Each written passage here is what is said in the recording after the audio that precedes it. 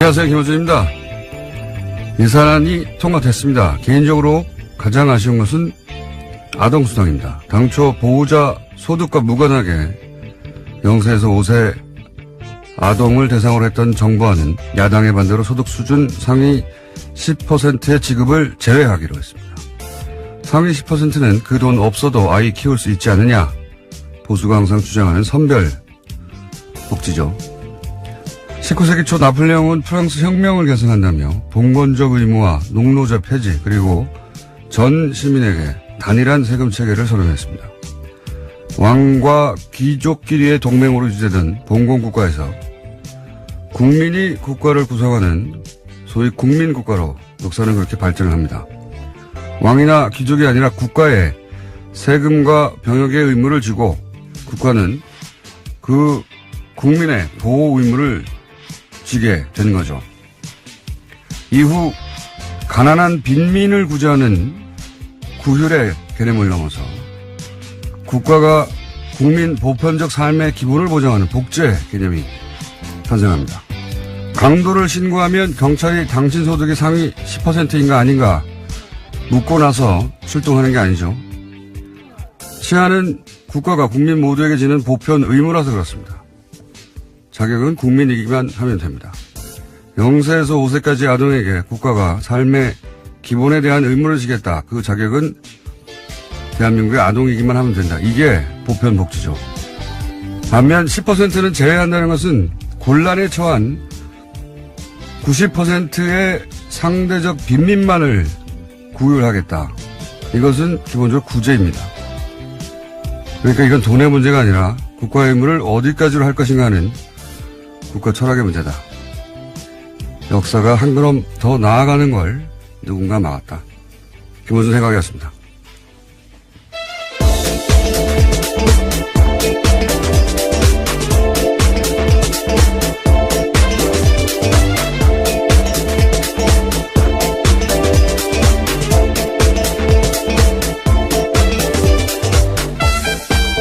시사인의 김은지입니다. 네.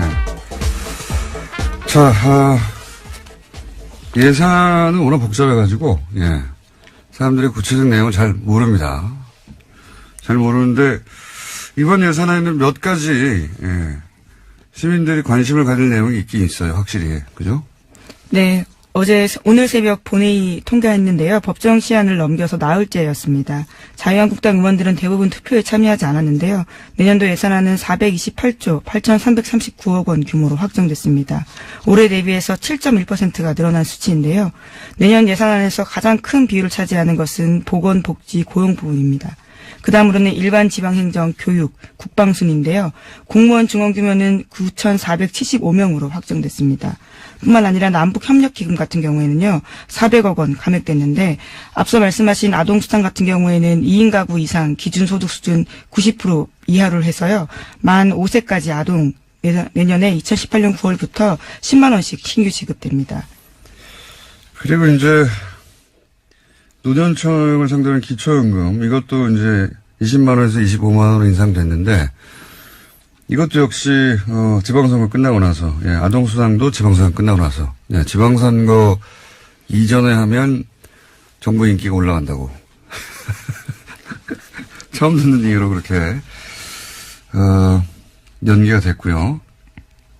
자, 요 사안 관련해 가지고 아동수당 어제 저희가 이제 동창 소장님하고 얘기를 나누다가 예, 아침에 긴급하게 합의문에 실제 오타도 있고 예, 그렇게 긴급하게 작성된 것이고 그 긴급한 걸 보다가 어제 나라살림연구소의 정창 소장님 무려 20년간 세금을 모았지만 실수를 하나 하셔가지고 저희가 미니로 정정 인터뷰를 짧게 잡았습니다. 안녕하세요 소장님. 네, 안녕하십니까. 네. 어제 실수를 하셔서 저희가 정정의 기회를 공식적으로 다시 드립니다. 어제 이제 2인이라는 표현만 짧게 등장해가지고 이게 둘째 아이부터 주는 게 아닌가 예, 이렇게 말씀하셨다가 방송 끝나자마자 정정을 하셨는데 그 내용 다시 한번 구체적으로 정리해 주십시오. 정확하게 워딩은 2인 가족 소득 기준인데 네.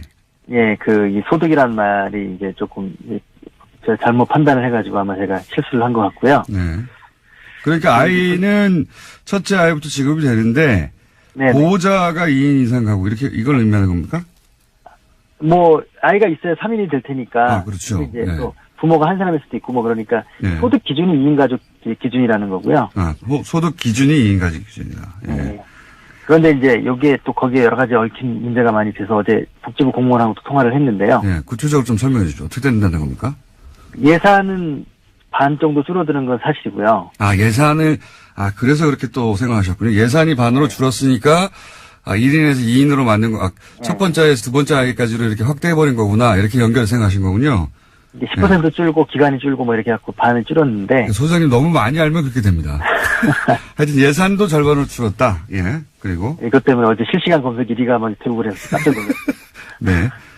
네, 아무튼 그런데 여기에 지금 우리가 좀 간과하지 말아야 될 문제가 뭐가 있냐면 예. 거기에 이렇게 바쁘게 쓰다 보니까 소득 기준이라고만 표시를 한 거예요. 소득 기준. 예.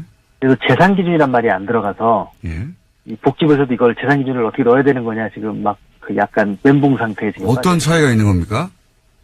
왜냐하면 그 소득 근로소 월급 받는 분들 네네. 그런 분들은 소득이 좀 클리어하잖아요. 예.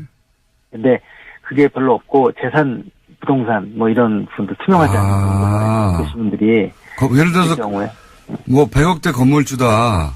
네 이럴 경우에 이제 그 소득이 정확하게 안 잡힐 수도 있다.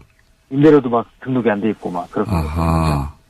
그러니까 실제 봉급 생활자들은 그 급여가 높다고 빠지는데 예, 훨씬 더 실제로는 많이 버는 건물주들은 받을 수도 있다. 이런 얘기겠네요. 그렇습니다. 그래서 이후에 이게 이제 좀 다시 바뀌어야 될 것 같고요. 예. 또 하나는 뭐냐면 이게 이제 봉급 소득자들 안에서도 예. 맞벌이 부부들이 있잖아요. 예.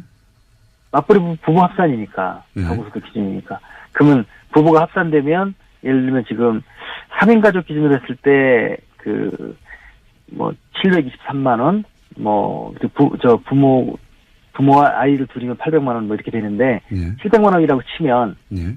부부가 합쳐서 700만 원을 벌면 또 20%에 드릴 수 있는 거죠. 그리고 또 제가 이제 이걸 보다가 아직 언론에서 그 대목을 지적하지 않던데 네. 이렇게 되면은 어쨌든 10%를 걸러내야 되는 거 아닙니까? 그렇죠. 90%만 주기로 했으니까 이게 이제 0세부터 5세까지 영유아동 전체면 누구든 다 지급되는 건데 이걸 이제 90%만 주기로 했으니까 그러면 내가 그 90%에 들어간다고 하는 걸 입증하기 위해서 서류를 내야 되는 거 아닙니까? 그렇습니다. 그거 문제도 있고요. 네. 그러니까 이 시민들의 불편도 있고 공무원을 늘려야 되는 문제가 있습니다. 또. 그렇죠. 예. 왜냐하면 예. 국세청에서 우리나라 국세청이 세계에서 1위거든요. 1인당 그 세금을 걷는 액수가 전산화돼가지고. 예. 그런데 그 탈세라든가 아니면 민원을 처리하는 분들이 예. 겨우 뭐 1%도 안 되는 돈 때문에 그 전체 조직의 20%가 움직이거든요. 그렇겠군요. 그런 것처럼 마찬가지로 여기서도 누가 10%냐. 그렇죠. 예. 90% 이걸 가려내는 행정 이게 들어가고요. 복지부 쪽 얘기는 최소한 기초지자체마다 2-3명 이상은 공무원을 새로 뽑아야 되는 거 아니냐. 뭐 추가로. 그런 얘기. 예. 예. 그렇습니다. 왜냐면은 저절로 90% 이하라는 걸 스스로 알 수가 없기 때문에 네. 그러면은 이제 내가 90% 이하라는 걸 입증하기 위해서 그러니까 10%를 걸러내자고 네. 나머지 90%가 서류 준비를 해서 내야 되고 공무원들은 전 국민 중에 이제 그 해당되는 90%를 지원하기 위해서 그 서류 분리를 해야 되는 거 아닙니까? 분류를. 굉장한 낭비인데요, 사실. 예. 대상자가 253만 명인데요. 예. 그 중에서 25만 명을 가려내기 위해서 253만 명 전체가 서류를 내야 되고 또 25명을 가려내기 위해서 또 공무원들이 또 움직여야 되고 그래서 공무원 이번에 2,700명 줄였잖아요. 예. 한 1,000명은 이것 때문에 들어갈 가능성이 있습니다. 그러니까 자본장부 얘기하면서 이걸 줄였는데 실제로는 이것 때문에 더 큰 정보가 필요하게 생겼어요. 앞뒤가 안 맞는 그래서 막상 하면 더 숫자가 늘어날 수 있다는 게 전문가들 얘기입니다. 알겠습니다. 이거를 그 10%를 깎느라고 이게 선별복지라고 하는 이제, 보수의, 예. 구호를 위해서. 예. 참고로 말씀드리면 OECD 35개 국가 중에서 그 31나라가 이 아동수당을 도입 이미 했고요. 예. 그 중에 20개 국가가 전체에게 지급하고 있습니다. 알겠습니다. 예. 사실관계는 오늘 여기까지 하고요. 예. 예산 문제는 오늘 민의로 어제, 잘못 나갔던 방송을 정정하는 차원에서 민의를 잠깐 했고요. 예. 요 예산 얘기는 다시 한 번씩을 또 따로 잡겠습니다. 할 얘기가 많기 때문에. 오늘 말씀 여기까지 듣겠습니다. 감사합니다. 네, 감사합니다. 네. 그러니까요. 예. 그러니까 한 30만 정도가 24만 뭐 그 정도에 들지 않는다는 걸 입증하기 위해서 서류를 내야 되고 그걸 처리하는 공무원이 더 필요해요. 예산도 더 필요하고 이게 말이 안 되는 것 같은데요. 어쨌든 아동수당을 그렇게 됐습니다. 나머지 분들은 이제 서류를 내야 한다. 자기가 하위 90%라는 말 걔네도 좀 웃기긴 한데 하위 90%에 든다는 걸 입증하기 위해서 내가 상대적으로 더 가난하다라는 걸 입증해야지 이걸 받는 거죠. 예. 이건 철학적으로도 안 맞는 것 같은데. 자, 다음 뉴스는 뭡니까? 네, 유엔 사무차장이 어제 북한을 방문했습니다. 북한이 초청하고 유엔이 이에 응한 건데요. 제프리 펠트먼 유엔 정무 담당 사무차장이 어제 오후에 베이징을 거쳐서 평양으로 들어갔습니다. 유엔의 고위급 방북은 지난 2011년에 인도주의 업무조정국장 방북 이후에 처음인데요. 나흘의 방문 기간 동안에 리용호 외무상 등 북한 당국자들과 만날 예정입니다. 논의에는요, 북핵 문제도 포함될 것으로 보이는데 한국 정부와 유엔이 협의를 거쳤다라는 게 유엔 외교관의 설명입니다. 그렇군요. 어떤 의미일까요? 북한이 유엔 고위급 방문을 허용한 게 오랜만인데 아마도 이제 대화 채널로 여러 가지 방안을 검토하고 그중 하나로 유엔대 모색하고 있는 게 아닌가. 뭐 북한은 자기가 원하는 대로 원하는 사람들만 입국을 허용하니까요. 근데 갑자기 유엔을 사무차장을 입국을 허용했다는 것은 의도가 있겠죠. 그게 대화 채널 중에 하나가 아닐까. 네, 지난 8월 달에 북핵 관련해서 대화 중지하겠다라고 유엔 사무총장이 밝힌 바가 있거든요. 네. 그에 앞선 사전 방문이 아니냐라는 예측도 나오고 있습니다. 그렇군요. 예. 유엔 얘기하고 외교 얘기하니까 갑자기 생각나는 건데 어제 포린 폴리시라고 대표적인 외교 전문지죠. 예. 제가 이 얘기 갑자기 왜 하냐면 이 잡지를 들춰본 게 10년도 넘은 것 같은데 여기 우리나라가 좋은 의미로 기사가 실린 건 처음 봐가지고 제가 잠깐 소개하면 포린 폴리시에서 원래 매년 세계 사상가 100인을 선정해요. 사상가, 그렇죠. 띵커. 네. 예. 근데 올해는 리띵커. 새롭게 생각하는 사람 50인을 선정해서 새로운 사상가. 왜 그렇게 리띵커를 선정했냐면, 이제 2016년은, 포퓰리즘이 전 세계를 휩쓴 해다. 영국의 브렉시트도 있었고, 그 다음에 트럼프도 당선됐고, 자국 대통령인데 그렇게 표현했어요. 뭐, 예를 들면, 필리핀의 두테르트.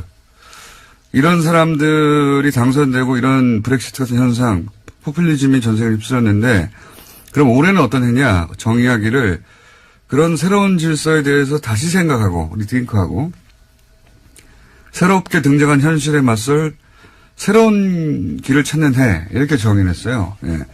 그래서 전 세계적으로 이런 새로운 시대에 새로운 철학을 제시한 각 분야 리더, 50일 선정, 뭐 이런 거거든요. 나름 권위 있는 겁니다. 여기에 등장하면. 네. 근데 거기서 문재인 대통령이 선정되는데, 전 세계 대통령 중에는 딱 2사람 되고, 나머지는, 뭐, 변호사나, 뭐, 코미디언이나 기업가 각 분야 리더들인데, 대통령 중에는 프랑스 마크롱하고 문재인 대통령이 선정됐어요. 근데 여기서 재밌는 것이, 첫 문장이 재밌습니다. 선정 이후로, 문재인 대통령이 5월 당선됐을 때보다 더 어려운 상황에 처하는 신임 대통령은 없다. 뭐 이러면서 굉장히 어려운 상황에서 신임 대통령이 있다는 거죠. 중국 사드 뭐 북핵 미사일 등등 쫙 나열해요. 그러면서 그걸 잘 극복해서 지지율이 아주 높다. 이걸 왜 제가 소개하냐면 미국 외교 전문가들이 현재 문재인 대통령을 어떻게 바라보는가 하는 시야가 거의 고스란히 담겨있거든요. 예. 야당은 배가 좀 아프겠지만. 이게 주류 미국 전문가들의, 외교 전문가들의 시각이다 하는 관점에서 찾아와서 읽어보면 재밌습니다. 내용 자체가. 거기 한국에서 또 한 사람이 선정됐어요. 한국인은 아닌데 뉴스공장에서 인터뷰를 했었는데, 러시아 출신이죠. 안드레이 랑코프, 국민대 교수. 이분 왜 선정됐냐? 북한 김정은에 대한 이해 지평을 넓혔다는 겁니다. 한국에 계신 분으로, 한국인은 아닌데, 이분이 선정됐고, 나머지 많습니다. 찾아보시면 재밌습니다. 잠깐 소개해드렸고. 자, 다음 뉴스는요? 네, 우병우 전 민정수석 관련된 뉴스인데요. 우 전 수석이 박근혜 정부의 비판적 성향을 가진 교육감들을 불법 사찰하도록 하고 이것을 국가정보원에 요구했다라는 정황이 드러났다고 한국일보가 보도했습니다. 우 전 수석은 지난해 3월 말 국정원 쪽에다가 정부 시책에 비판적인 교육감을 상대로 실질적 견제가 가능한 내용을 정교하게 파악하라 이렇게 요구했습니다. 그러니까 개인 비위 의혹 등을 파악해서 직접 압박을 가할 수 있는 내용을 알아오라고 한 건데요. 우 전 수석은 이 같은 내용을 파악하는데 열흘 안팎의 시간을 주고 집중 사찰하도록 지시했다라고 합니다. 그러자 국정원 쪽에서는 정교조 출신 교사의 교육청 발탁 인사, 친교육감 인사의 내부 승진 같이 특혜 의혹으로 공격할 수 있는 거리들을 파악해서 보고했다라고 합니다. 네, 박근혜 청와대는 이런 식이었어요, 다. 그러니까 국가 정책을 정하고 자기가 원하는 방향으로 끌고 가려고 반대하는 인사들은 개인 뒷조사를 하는 거죠. 개인 뒷조사. 네. 이게 무슨 정책과 정책에 부딪히는 게 아니라 말 안 들어? 예, 뒷조사 해봐. 죽여. 이런 거거든요. 예, 이건 뭐 시정 잡배가 하는 짓인데 이런 식으로 했고 그 선봉에 우병우 전 민정수석 있었다는 건데 예, 여전히 우병우 민정수석 계속 빠져나가고 있죠. 새로운 내일 또 하나 나오네요. 자, 다음 뉴스는요. 네, 어제 김태우 전 청와대 대외전략기획관이 검찰에 소환됐습니다. 김 전 기획관은 김관진 전 장관과 이명박 전 대통령의 군 댓글 부대 혐의를 잇는 연결고리로 지목되고 있는데요. 관련해서 김관진 전 국방부 장관이 사이버사 댓글 공작에 이 전 대통령의 지시가 있었다라는 사실을 인정했다는 보도 나온 바 있습니다. 그런데 이런 보도가 나온 직후에요. 김태호 전 기획관과 이명박 전 대통령 두 사람이 만난 정황을 검찰이 포착했다고 JTBC가 보도했습니다. 김 전 기획관의 휴대전화에 관련된 정황이 남아있다라는 겁니다. 그렇군요. 댓글 공작 관련해서 대통령 지시를 인정했다. 네, 인정했다는 사실에 대해서는요. 이미 보도해 드린 바가 있는데요. 그 보도를 보고 황급하게 연락한 정황이 나온 겁니다. 그렇군요. 이분도, 예, 본인은 절대 자살하지 않는다는 선언을 해야 되지 않을까. 예. 저는 이런 뉴스를 볼 때마다 그런 생각이 듭니다. 예. 만났겠죠. 당연히. 예. 자, 이 뉴스는 아마 후속으로 뭐가 계속 앞으로 나올 것 같으니까 만났다고 한다까지만 저희가 알려드리고. 자, 다음 뉴스는 뭔가요? 네, 문무일 검찰총장이 어제 국정원 등 주요 적폐 수사를 관련해서 자신의 입장을 밝혔는데요. 올해 안에 마무리하겠다라는 겁니다. 문 총장은 그러면서 수사 피로감이라는 단어를 쓰기도 했는데요. 수사 일정과 관련해서 언급한 내용의 핵심은 모든 수사들이 검찰에 집중되어 있기 때문에 이것을 연내에 마칠 거다라는 겁니다. 주요 부분에 대해서는 연내에 끝내고 내년부터는 민생사건 수사에 집중하겠다라는 말도 했는데요.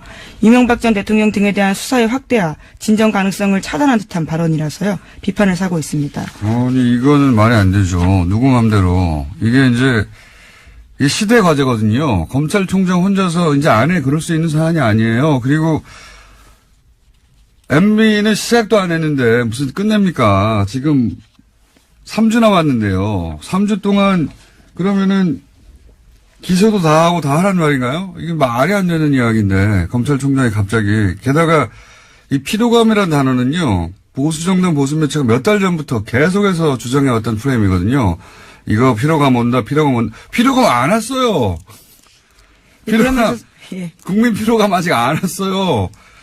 피로감이 오기는커녕 아니 MB는 아직도 시작도 안 했는데 뭘 끝냅니까? 이건 문무일 총장의 개인적인 발언인지 지금 실제 이제 서울중앙지검과는 교감이 없었던 것 같다고 보도하고 있잖아요. 네, 그렇죠. 오늘 아침 한겨레신문이 그렇게 보도하고 있는데요.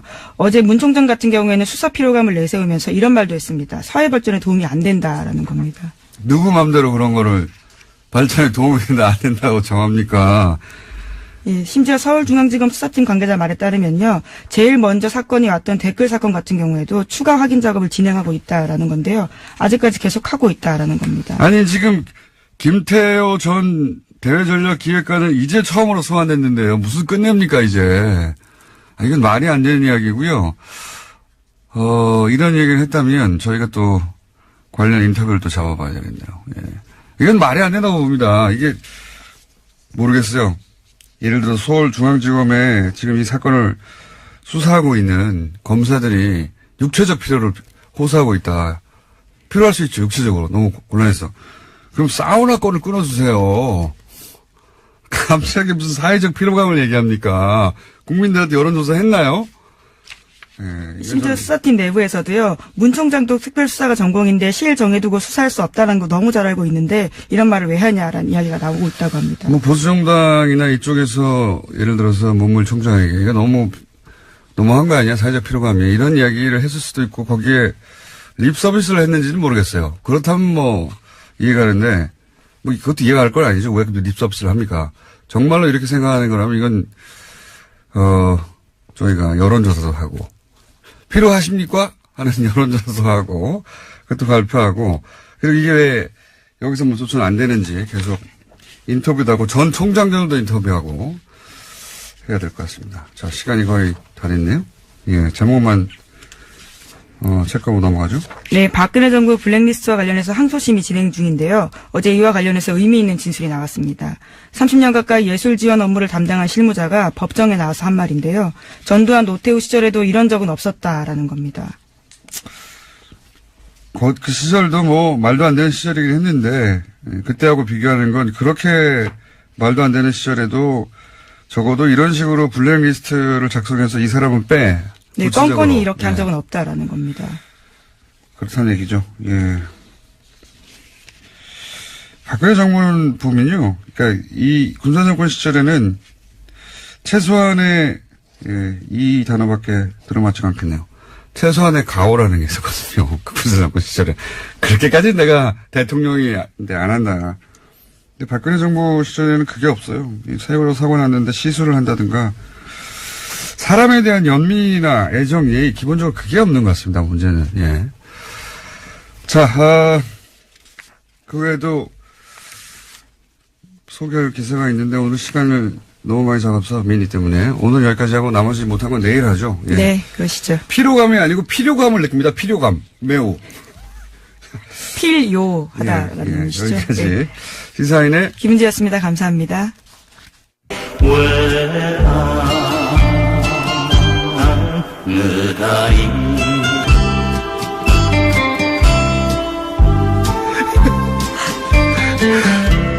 자유한국당 원내대표 경선이 일주일 남았습니다.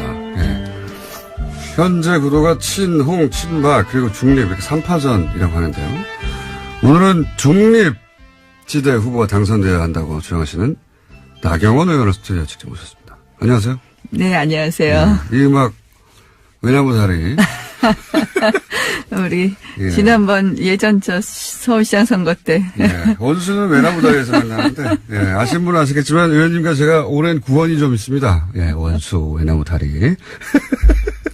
다른 이야기 하기 전에, 그동안 제가 미웠다, 안 미웠다? 단답형으로? 아니, 당연히 미웠죠. 네, 미웠다. 예. 네. 그 미웠던 얘기는 다음 기회에 따로 하기로 하고, 예, 오늘은 자유한국당 원내대표 경선 이야기만 하기로 하겠습니다. 자. 외나무다리 시그널 마음에 드십니까? 제가 막 웃긴 했는데요. 갑자기 옛날 생각이 나는데. 그건 제가 다 생각나지 잊어버렸는데. 다 잊어버렸는데, 사실은. 예, 네. 잊어버리실 리가 있나요? 잘못하신 줄 아시는군요. 글쎄요. 자, 오늘은 손님 오셨으니까, 예. 그 이야기는 다음 기회에. 현재 당내 경선 구도가 친홍, 친박, 중립 이렇게 3파전이 맞긴 맞습니까? 예, 그렇습니다. 네. 이제 후보들이 속속 출마 선언을 하고요. 오늘은, 그 중립 후보 단일화를 위한 토론회를 합니다. 그래서 오늘 토론회하고 오늘 내일 이틀 여론조사를 해서 내일 단일 후보 발표하기로 했습니다. 중립 후보라면 이주영, 조경태, 한선교 의원 이렇게. 예, 그렇습니다. 예, 세 분. 근데 예. 그 단일화를 의원님이 주선 혹은 제안하신 거라면서요?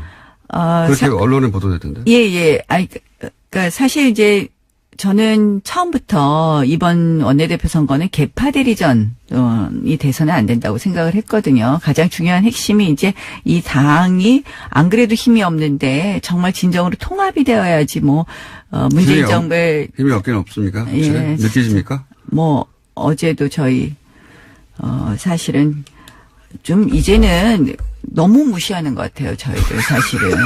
그리고 사실은 어제는요, 신종 날치기입니다. 국회의장이 어제 예산안을, 예. 처리를 사실 이제 저희가 의총하는 사이에 국회를 열어서 표결에 붙였거든요. 근데 아시다시피, 우리가 그저께 그 원내대표 3명이 합의한 것은요, 잠정 합의안입니다. 반드시 원내대표들이 합의한 것은 의총에서 추인을 받아야지 이 제대로 효력을 발생하는 건데요. 이 저희 의총에서 추인받지 못했다는 것을 분명히 얘기했음에도 불구하고 이 정세균 의장께서 여야 원내대표들이 다시 한번 얘기해봐라. 뭐 이런 시간도 주지 않고. 열몇 시간 드리지 않나요? 아니, 다시 한번 불러서 정세균 원내대표가 그런 걸 이게 주선한 다음에 표결에 붙였어야 되는데, 뭐 예정된 시간을 넘겼다는 이유만으로 그냥 표결에 붙인 것은 정말 국회의장으로서 이것은 우리 정세균 의장님 제가 좋아하거든요. 의회주의자다라고 생각하는데 정말 어제는 굉장히 실망스러웠고요. 이런 식으로 국회 운영을 하면 결국은 뭐 116명 있는 그러니까 거대가 아니라 일당, 제1야당을 완전히 무시하는 것이고 이것은 협치? 뭐 이거에 전혀 반하는 것이다. 이렇게 생각합니다. 알겠습니다. 화가 나신 것 같고 협치는 거꾸로 이제 자유한국당도 안 하고 있는 걸로 좀. 예. 찬성해 주는 건 하나도 없잖아요, 또. 찬성해 드리는 것도 있죠. 어떤 게 있습니까? 저희가 찬성 안 하면 법안 통과됩니까? 그러니까 찬성을 특별히 해 주는 건 없는 걸로 알고 있는데 제가. 예. 번번이 저희의 의견을 전혀 안 들어주는 또 여당도 문제이겠죠. 그래서 사실은 저는 이제 의회는 가장 중요한 게 합의인데 너무 이 국민의당과 이번에도 결국 야합했다고 우리가 다 평가하는 거 아닙니까? 그래서 다 평가는 아닌 것 같고요. 국민의당이요. SOC 예산 챙겨갔죠. 그리고 이 카톡 문자도 확인되지 않았으니까. 그래서, 이런 거 보면은 사실은 이제 국민의당만 어떻게 이렇게 돌려서 과반만 넘자 이렇게 가니까 사실은 일야당의 이야기는 무시되는 것이 너무 많은 것 같습니다. 그래서 이렇게 돼서는 과연, 의회가 의회로서 작동할 수 있겠느냐 이런 걱정입니다. 알겠습니다. 거기에 또 제가 할 말도 있긴 한데 오늘은 사실 그 얘기 때문에 오신 게 아니어서 그 얘기 듣기만 하고요. 예.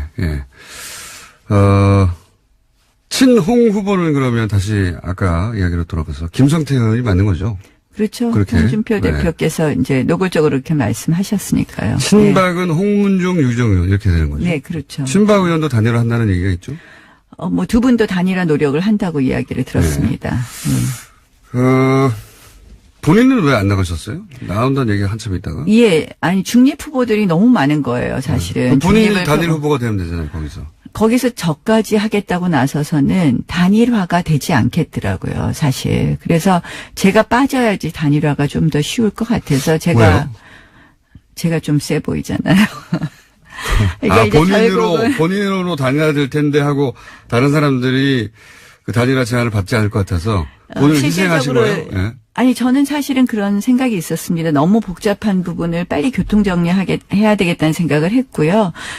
실질적으로 단일 후보 지금 룰도 우리가 결국 자유한국당을 지지하는 국민들께 물어보는 여론조사 형태를 취하기로 했거든요. 예. 원래는 책임당원 하려고 했는데. 일반 여론조사로 바꿨어요? 예. 왜냐하면 책임당원 명부를 당에서 줄 수 없다 해서 일반 여론조사를 바꿨는데요. 이제 그런 예가 없답니다. 당 내에서도 무시당하고 있는 것 같은데요. 중립 후보들이.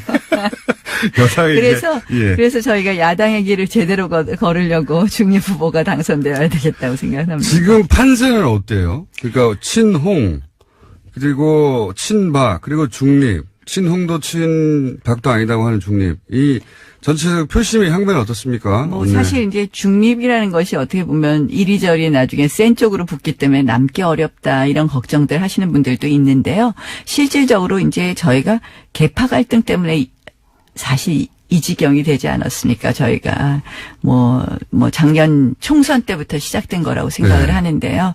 그래서 계파 갈등이 굉장히 염증을 내는 의원들이 많이 있습니다. 그래서 저는 중립이 확대될 것이라고 생각을 하고 그런 흐름이 있다 이렇게 말씀드릴 수 있습니다. 확대될 거라는 건 아직 그러면 1위는 친홍보인 김성태 의원이 가장 유력한 상황입니까? 판세는? 그러니까 지금 저 제일 불량 유권자가 국회의원이라는 거 아시죠?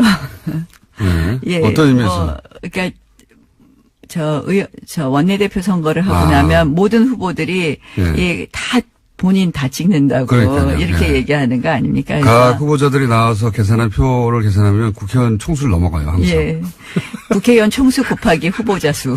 예, 그렇게 되는데요. 그래서, 친박 후보와 이 친홍 후보는 지금 아주 핵심 계파로 묶여있는 몇 명, 이게 숫자가 나오지 그럼 않습니까? 100으로 나눴으면 친홍은 몇 쯤 됩니까, 현재? 저는 판세를. 한 35에서 40은 친홍으로 그러니까 친홍으로 묶을 수 있다고 묶을 수 봅니다. 있다. 예. 그리고, 친박은? 친박도 30표 내외 정도를 지금까지 그럼 남아있는. 둘이 합치면 70인데요. 예. 그럼 중립이 30밖에 안 되는 거 아닙니까? 그렇게 계산하면. 116표입니다, 저희가. 아, 그렇죠. 네. 근데 이제 저희가. 숫자로, 퍼센티지가 아니라 숫자로. 그런데 네. 저희가, 과반을 넘어야 되거든요. 네. 그래서 1차 투표에서 과반을 넘지 못하면 2차 투표로 가게 되어 있습니다. 그래서. 2차 투표를 노리시는 거군요, 지금. 결국은 1차 투표에 1위를 못 하더라도 2차 투표에서 1위가 되면 당선이 될 수 있거든요. 예를 들어서 김성태 의원이 1차 투표에서 과반을 넘기지 못한 1위를 하고 그리고 2, 3위를 친박과 중립 후보가 했어요. 그러면 친박과 중립 후보가 단일화를 합니까 또? 단일화를 단일화할 하는 필요가 것이 없죠. 아니라 지금 2위가 한 명이- 돼. 예, 그렇죠. 그럼 그러니까 예를 들어서 중립에 있으면 예. 어느 쪽이 1등을 하든 예. 저희가 2등만 해도 떨어진 쪽이 저희를 찍게 되어 있는 거죠. 아, 그렇게 보시는 거군요. 네, 예. 거꾸로 예를 들어 친박이 2위를 했어요. 그러면 중립은 친박을 밉니까? 친홍을 밉니까? 그랬을 때는 중립은 나눠진다고 봅니다. 각각 나라 개인 자산가 나올 것이다. 그럼 어떻게 될지 이제 모르고. 그러면 2위가 결국은 목표네요. 홍준표 사당화가 더 문제냐, 친박의 부활이 더 문제냐에 대해서 어느 쪽이 더 고민을 한다고 생각을 합니다. 저는 사실은 이 친박의 부활도 굉장히 문제인데, 사실 서청원, 최경환 의원에 대해서 어제 홍준표 당대표께서도 소멸되는 과정이다 이런 표현을 쓰셨거든요. 그래서 그런 면에서는 지금의 권력인 홍준표 대표의 사당화 이 부분에 대해 더 큰 문제 아닌가 이렇게 친박은 생각합니다. 어차피 소멸되어 가는 과정인데 친홍이 더 문제다. 근데 네. 홍준표 대표가 왜 이렇게 문제죠? 왜 절대 안 된다고 생각하십니까? 굉장히 장점도 있으시지만 예. 사실은 외연 확대에 있어서 상당히 문제가 있다고 생각을 합니다. 홍준표 대표의 문제입니까? 아니면 김성태 후보 개인 자질의 문제입니까? 저는 홍준표 대표의 문제를 말씀드립니다. 김성태 후보의 개인 자질은 문제가 없나요? 그 부분은 각자 의원들마다 성향이 다를 거라고 생각을 합니다. 의원님 생각이 보시기에는요? 저희가 이제 원내대표가 어제 보면 저희가 전략과 전술에서 다 실패했다. 치밀함에서 부족했다. 이런, 지적들을 많이 하고 어제 있습니다. 예산안, 예산안 처리 과정에서. 과정에서. 결국은 원내대표가 샤우팅만 해도 안 되고 그렇다고 새님처럼 앉아서 계산만 해도 안 된다고 생각을 하거든요. 두 캐릭터를, 그러니까 정말 치밀함과 또 돌파력과 이러한 것을 다 가져야 된다고 생각을 하는데요. 사실 이제 나온다고 하시는 분들 어느 한 분, 둘 다 가진 사람이 없다. 문제가 되는 사람이 없다고도 볼 수 있고 모두들 또 미흡하다고 볼 수 있는 부분도 김성태 의원은 있다고 어느 쪽이 부족합니까? 생각합니다. 김성태 의원하고 친하다고 자꾸 물어보시면 아니, 저희가 제가 이제 자주 나오니까. 김성태 의원에 대해서 뭐라고 얘기하면 다른 후보들이 또 화를 낼 수도 있고. 좋은 점 빼고 예. 나쁜 점만 얘기해 보세요, 그러면. 그러면 이제 나쁜 것만 기사되잖아요. 김성태 전 의원은 찾습니까? 친홍 후보가 타격을 입는 건 좋지 않습니까? 뭐 이 정도 하죠. 중립 근데 문제가 있긴 있군요. 보시기에. 아니 뭐 김성태 의원은 이제 뭐 이 돌파력은 있으나 있다. 머리가 없다. 샤우팅은 강하시죠. 네. 샤우팅만 강한 그쪽이 너무 강하다 상대적으로. 이렇게 꼭 말씀을 이렇게 만드시는군요. 그러니까 이제 중립 후보는 나눠질 것 같습니다. 만약에 친박 후보가 2등이 돼서 그렇게- 친박과 친홍이 붙었을 때는. 그럴 예, 경우에. 예. 그러니까 지금 중립 후보의 1차 목표는 2위를 하는 거네요. 네, 그렇습니다. 2위를 하면 친박이 친홍을 찍을 수는 없다. 네. 이렇게 보시는 거고. 네. 그럼 당선 가능하다. 이런 네. 로드맵이네요. 네, 네. 그러면 그렇게 해서 결국 원내대표로 가는 게 뚫릴 수도 있는데 본인은 왜 굳이 안 하셨어요? 제가 한다 그러면 룰이 합의가 잘 안 될 겁니다. 아까 본인이 너무 말씀드린 강력한 것처럼. 후보라서? 그러니까 이 뭐 다른 면에서 강력한 게 아니라 제가 늘 이제 뭐 여론조사 같은 거 하면 제가 그래도 잘 나오는 편이니까 왜 웃으십니까? 예, 제가 10년 전에 직접 인터뷰한 적이 있었는데 네, 맞습니다. 그때는 네. 친했어요. 그때는 이렇게까지 뻔뻔하지 않았거든요. 근데 의원실 있을 때 인터뷰할 땐 잘해주시던데 인터뷰 내용은 뭐 별로 그때도 우호적이지 않으시던데 뭐 그 정도는 기사로 나온 거는. 우호적인 게였습니다. 그 정도. 알겠습니다. 그 이유를 생각해 보세요. 서울시장 선거 때. 자, 그 얘기 나중에 하고요. 홍준표 대표의 사당화가 문제다. 이런 주장도 하셨는데, 뭐, 네, 사당화가. 그렇습니다. 그러니까 홍준표 대표가요. 뭐가 사당화죠? 사당화라는 것은 대표라는 거는 당원 당규에 따라서 당원이 위임한 권한을 행사하는 거 아닙니까? 네. 그러니까 모든 권한을 행사하는데 당원 당규에 따라서 해야 된다고 생각을 합니다. 근데 어제만 해도 어제 관훈 클럽 토론회에서 이런 말씀을 하셨어요. 새로 원내대표 선출되게 되면 원내 사안도 내가 관여하겠다. 근데 저희는 분명히 투톱 시스템이거든요. 대표는 당을 대표하는 그래서 당무를 총괄하는 업무를 하는 거고 원내 사안에 대해서는 원내대표가 최고의 권한과 책임을 가지고 있거든요. 그런데 뭐든지 본인이 다 하시겠다 그러세요. 원내대표도 자신이 오달 내리겠다. 말하자면.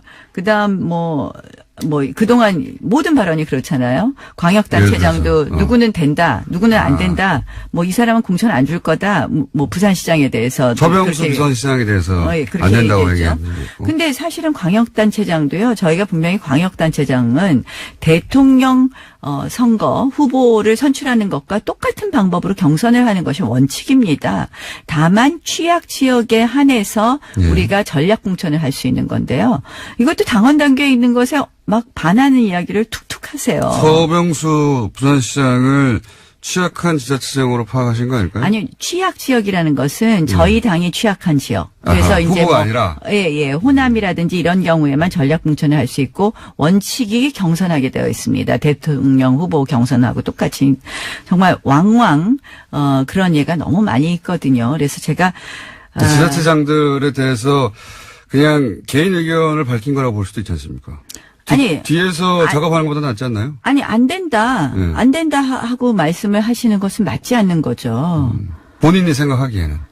아니, 본인이 생각하는 것이 아니라 그냥 안 줄 수 있어. 안 주겠어. 공천 안 준다? 안 준다. 이런 아니, 식으로 공천권을 본인이 가지고 있는 것처럼 이야기하시는 거. 그다음에 그 외에도 굉장히 많은 당원 당규를 지키지 않는 사례가 너무 많이 있습니다. 또 하나만 얘기해 주세요, 그러면. 하나 더 얘기할까요? 사실은 이거는 이제 박근혜 대통령 출당 문제인데요. 저는 사실은 출당을 하는 절차가 맞다고 생각을 합니다. 그런데 그 절차가 틀린 겁니다. 사실은 당원 당규에 따르면 반드시 최고의 의결을 거쳐야 됩니다. 그런데 최고의 의결로 확정되는 것입니다. 그런데 이것도 최고의 의결이 필요 없다고 본인이 막 주장을 하셨거든요. 유불리에 따라서 본인이 당원 당규에 정해진 걸 그냥 건너뛰거나 한다. 예. 그래서 저는 우리가 이렇게 실패한 것, 또 우리가 지금 사실은 국민의 지지로부터 멀어진 것은 사실 박근혜 전 대통령의 어떤 국정농단의 핵심이 법치주의에 위배됐다는 거 아닙니까? 그래서 그런 면에서 저는 이렇게 당원 당규를 무시하는 대표의 이런 월권적 행위가 결국 사당화를 초래한다고 생각을 하고요. 최근에 뭐 이제 당무감사 같은 거 보면 또 마찬가지거든요. 사실 당무감사해서 현역 국회의원을 당협위원장에서 내쫓는 예는 여태까지 정당 사상에 거의 찾아볼 수가 없거든요. 굉장히 계획적인 거 아닙니까? 현역이라 하더라도 위원장이 쫓아낼 수 있다. 굉장히 계획적인 거 아니에요? 그러니까 줄 세우는 거죠, 한마디로. 그걸 줄 세우는 거라고. 줄 세우는 거죠. 그러니까 그 말도 일리는 있네요. 예, 줄 세우는 겁니다. 그래서 저는 제일 나쁜 것이 줄 세우는 거라고 생각을 합니다. 워낙 홍준표 대표가 당내에 줄이 없어서 그런 거 아니에요? 세력이? 대표인데도 불구하고. 아니 이미 이제 줄을 많이 세우고 계십니다. 많이 섰어요? 많이 세우고 계십니다. 네. 그래서 30년 그러니까 정도 이걸 섰습니까? 정말 이렇게 네. 세우시면 안 되죠, 줄을. 저는 아니 그리고 뭐 공천도 네. 이제 뭐 정말 마음대로 하겠다는 발언을 툭툭 하시니까 제 걱정되는 분들은 말씀을 못 하시는 거죠. 당내 이런 잘못된 사안에 대해서. 근데 지금 말씀하셨다시피 이제 야당이 무시당하고 있으면 그렇게 강력한 리더십 필요하지 않나요? 아니 강력한 리더십 당연히 필요합니다. 그래서 제가 네. 홍 대표의 또 긍정적 측면을 당연히 동의하는데요. 이것이 20%를 못 넘기는 거죠.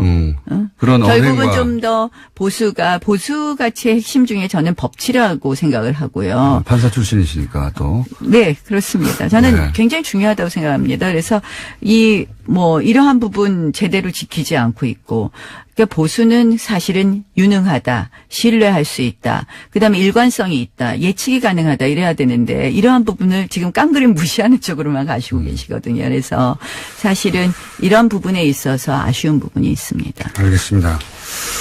벌써 시간이 다 됐어요. 이렇게 시간이 빨리 지나갑니다. 저희 방송에 나오시면 2분, 3분밖에 안 남았는데 나오신 김에 제가 궁금했던 거 현 정세에 관한 이야기를 길게는 못하겠고 단답형으로 몇 가지 여쭤볼게요. 네. 예. 바른정당과 국민의당은 통합한다 못한다? 못한다. 못한다. 국민의당 호남계는 분당한다 안 한다? 당분간 분당 안 한다. 하지만 할 수 있다. 네. 유승민 대표, 안철수 대표는 차기 대선 후보로 살아남는다 못 남는다? 못 남는다. 두 사람 다? 네, 못 남는다고 생각합니다. 못 남았으면 좋겠다? 아니, 못 남는다고 생각합니다. 못 남는다. 유승민과 안철수 한 사람만 선택하라면 유승민이다 안철수다? 어떤 면에서 안 살아남을? 그러니까 뭐 예를 들어서 살아남는 사람 아니면 뭐 살아남고 그 이후에 예를 들어서 연대할 수 있고 뭐 연대할 수 있는 사람은 유승민 대표죠. 살아남는 사람은요? 살아남는 사람은 가능성으로 따지면 안철수 대표가 좀 더 높다고. 좀 더 높다. 하지만 결국은 둘 다 못 살아남는다. 네. 못 살아남았으면 좋겠다는 마음도 조금 담겨 있다. 아니 이제 뭐 우리 작년에 JP 총재 만났는데 안철수 대표에 대해서 참 뭐 다 좋은데 정치 경력이 짧아서 이러시더라고요. 그게 딱 느껴지는 부분이 있었습니다. 못 살아남았으면 좋겠다는 마음이 조금은 담겨 있다? 없다. 아니 그 마음을 안 실어도 당연히 못 살아남습니다. 근데 담겨 있다 없다. 뭐 안철수 대표에 대해서는 제가 크게 그렇게 생각하는 바가 없습니다. 유승민 대표에 대해서는 라이벌일 수 있으니까 좀 담겨 있다. 아니 두 분 다. 담겨 있다. 두 분 다 어차피 못 살아남을 것 같은데 뭐 담겨 그건 있고 전망이고 본인의 마음이 담겨 있다 없다. 전 마음은 전혀 뭐 관심 없습니다. 매우 담겨 있는 것으로 그럼. 문재인과 홍준표 중에 누가 더 밉다? 현재 기준으로는? 현재 기준으로는 지금 이제 사당하게 얘기했으니까 홍준표 대표가 더 밉다고 얘기해야 될 것 같지만 문재인 대통령 요새 좀 지나치십니다. 네. 홍준표 대표도 만만치 않게 밉다. 이 정도로 할까요, 그럼? 그래도 저는 야당 의원입니다. 제가 40초인데 질문 많은데 몇 가지 추려야 되겠네요. 네. 문재인 지지율이 이렇게 높게 유지되는 이유 한 가지만 꼽자면? 국민소통. 자유한국당 지지율이 못 올라가는 이유 한 가지만 꼽자면? 우리 김어준 공장장이 우리 편 안 들어줘서. 언론 환경이 좋지 않다는 것도 한마디 드리고요. 뉴스 공장 하나 있어요. 나경원은 대선 후보로 나선다 안 나선다? 뭐 지금 생각 없다. 지금은 아니지만 결국은 나선다 안 나선다? 언젠가는 나선다. 오늘 여기까지 하고요. 좀 자주 오시죠. 그동안 한 번도 안 불러주셨습니다. 나경원 의원이었습니다.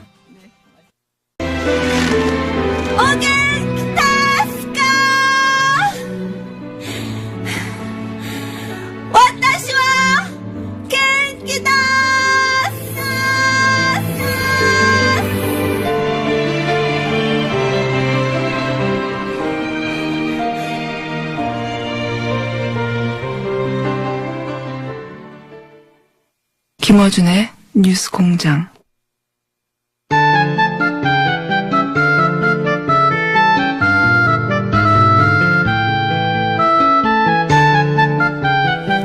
노르가즘 노회찬 원내대표 나오셨습니다. 안녕하십니까. 네, 안녕하십니까. 자, 예산안이 이제 중요한 화제일 수밖에 없고 어제 통과됐기 때문에 오늘 통과됐습니다. 오늘이죠. 새벽에 통과됐으니까 오늘 통과됐고. 근데 나경원 의원이 2부에 잠깐 나오셨는데 이런 항의를 하고 계셨어요.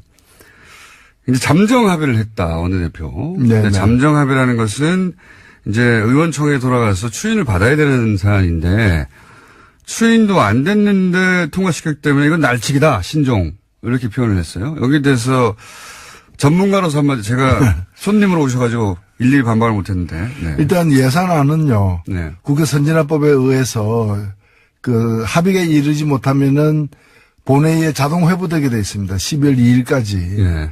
그래서 자동 부의. 예. 12월 1일 날 자동 부의된 상태였고 이미. 12월 1일 날 부로 부의된 상태였고 예.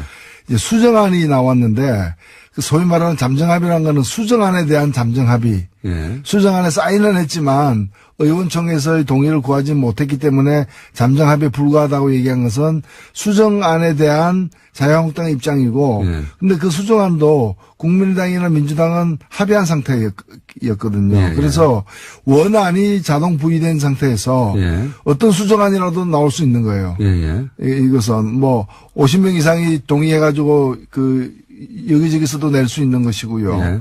그래서 잠정 합의였기 때문에 안건 자체가 올라가면 안 된다, 다루어서는 안 된다는 얘기는 그 어느 나라 국회의원인지를 일단 확인해야 됩니다. 대한민국 국회의원은 그런 얘기 할 수가 없거든요. 자동 부의이기 때문에. 예. 근데 이제 논리는 이건 것 같아요. 잠정 합의가 됐다는 것은 이제 원내대표끼리 얘기고. 네. 예.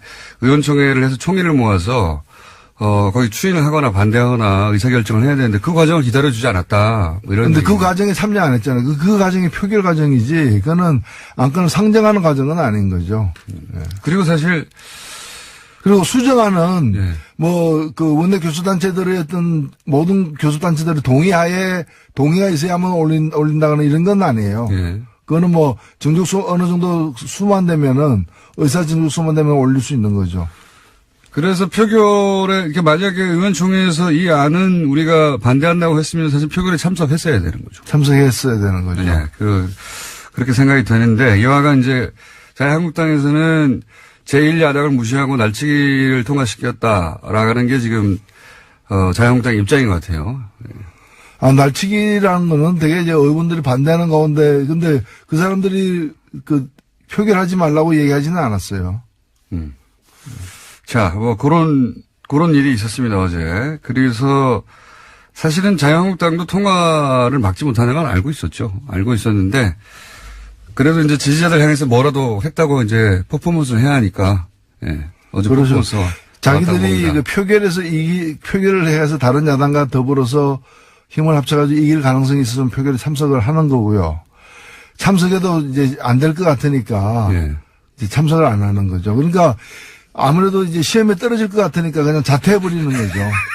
난 학교 안 다녔다. 그래서 시험을 안 쳤다. 그래서 나는 참석 안 했는데 왜 시험을 쳤냐고 학교에 항의하는 거죠. 그런 거죠. 예. 그런 상황으로 또 이쪽 지지자들은 이해하시면 될 것 같고. 그리고 필리버스터를 왜 안 했냐고 말하시는 분들인데 필리버스터를 12월 1일 지나면 못하도록 한 게 새누리당 여당 시절에 그렇게 만들어놨죠. 예. 그래서 필리버스터를 못한 겁니다.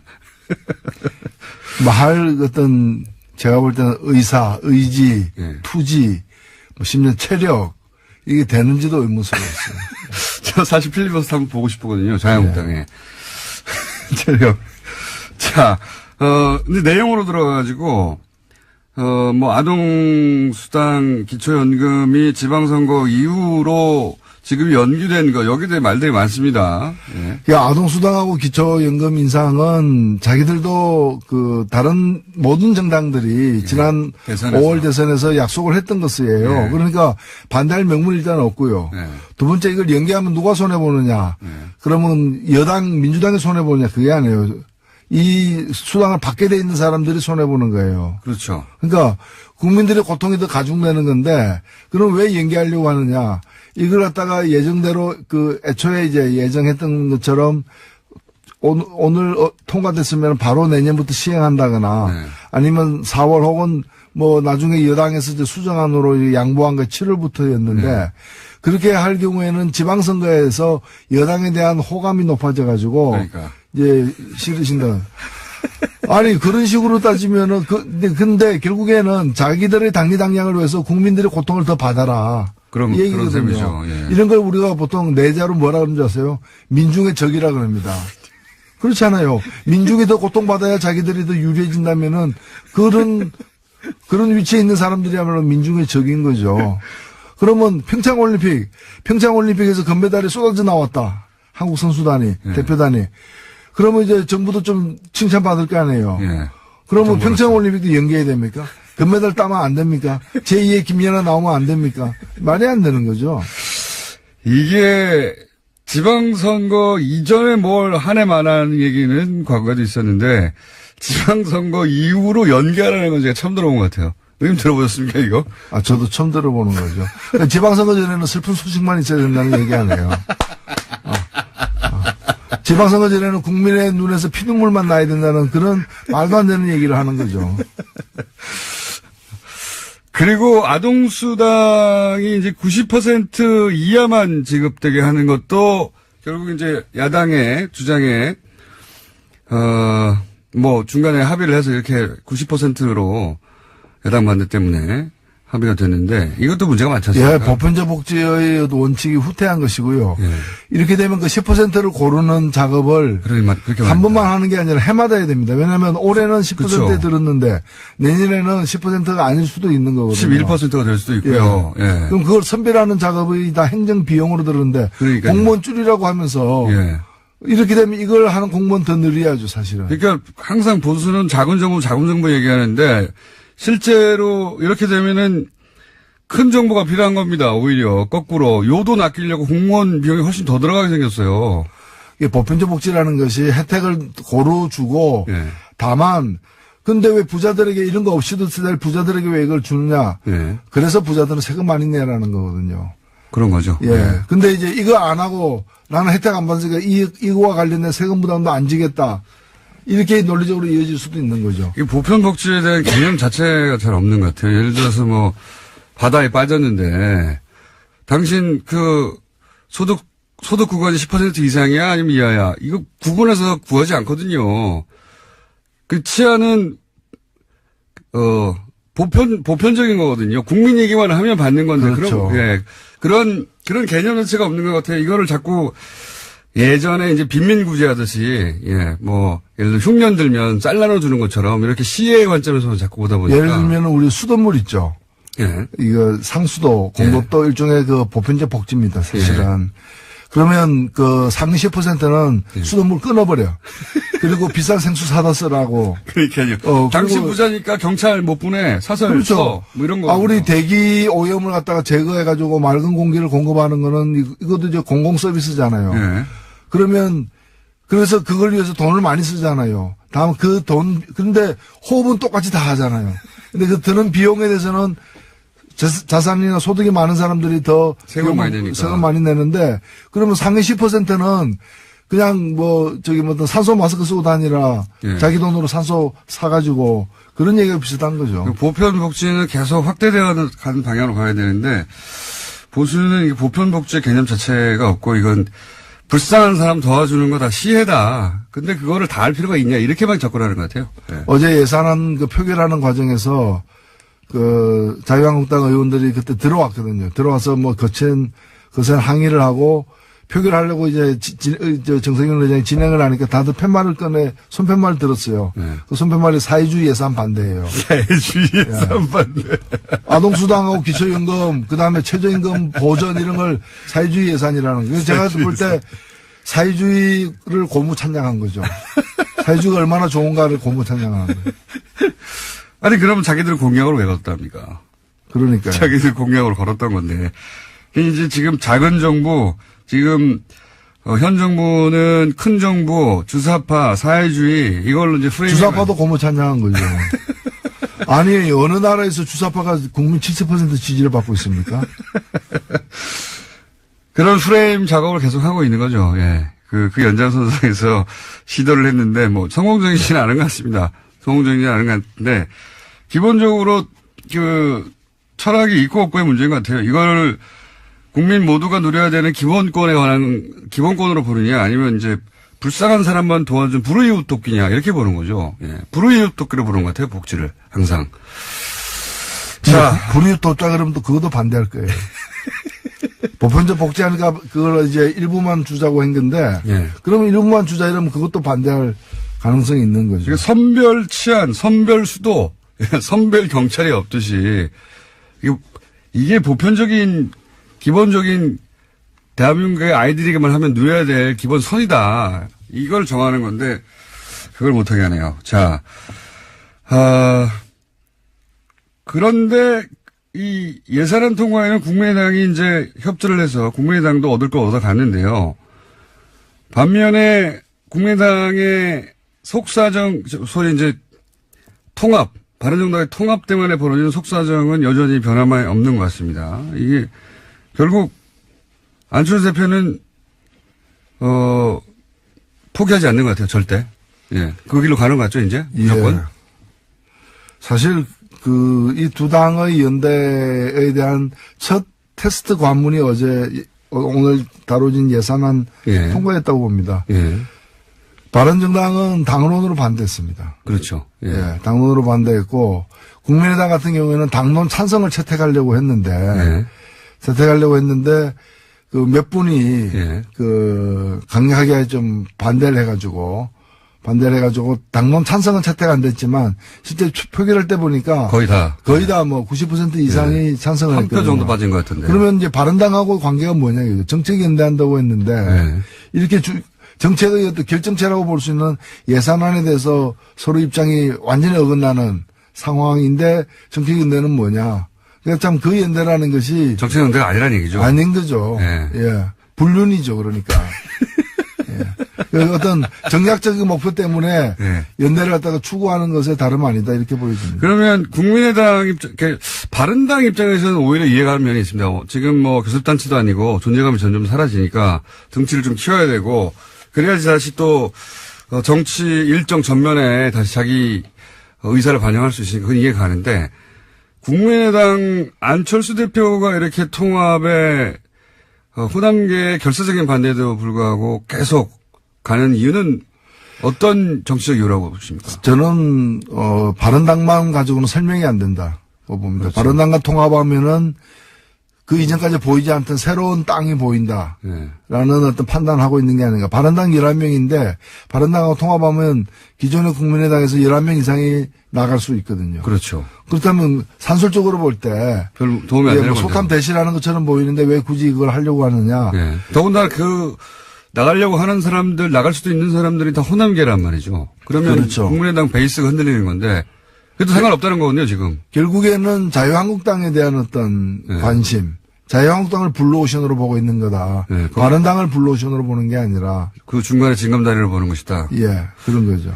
그러니까 이제 그렇다면 이제 지방선거 이후에 판세에서 자유한국당이 그대로 갈 수 있겠느냐 이렇게 예상하는 거죠. 그러면서 이제 이삭줍기를 할 수도 있고 혹은 뭐 재편될 때 본인들이 그 중원을 장악하고 있으면 된다 뭐 이런 계산인 것 같아요. 예, 이제 자유한국당이 다음 대선에 큰 가망성이 없다고 보고 다만 그것이 넓은 땅이니까 이제 그 땅을 에 대한 어떤 애착, 관심, 포부 이런 것들이 있는 거죠. 그런 것 같습니다. 네, 실제. 근데 그게 과연 신대륙이 될지. 예. 사실은 신대륙이 아니지 구대륙이죠. 예, 가서 동화될지, 먹힐지 이런 건 가봐야 하는 거죠. 그래서 유승민 대표도 자신있게, 몸집이 작은데도 불구하고 통합을 얘기하는 것 같아요. 그 이유를 생각하다 보니까, 만약에 호남계 의원들이 다수인 당에 들어가서 자기가 힘을 발휘할 수 없지 않습니까? 근데 이제 그 이후에 말씀하셨듯이 호남계가 나갈 수도 있고, 그 이후에 이제 자유한국당이 흔들릴 수도 있고, 그러면 자기가 이제 보수의 적자로 나가는데 안철수보다는 유리하다. 이런 계산인 거죠. 그렇죠. 예. 예. 유승민 대표는 그 계산인 것 같고, 안철수 대표는 이제 탈호남하고 나서 탈색을 좀 하고, 영남도 끌어안고 그러면서 이제 우리는 영호남을 합한 합리적인 보수, 중도 보수의 적자는 나 아니겠느냐. 사람들이 나를 봐줄 것이다. 이렇게 계산이 각자 다른 것 같아요. 그래서 정책연대는 페인트 모션인 것 같고 그 그림을 양쪽 다 그리는 것 같죠. 예. 그래서 계속 가는 것 같고요.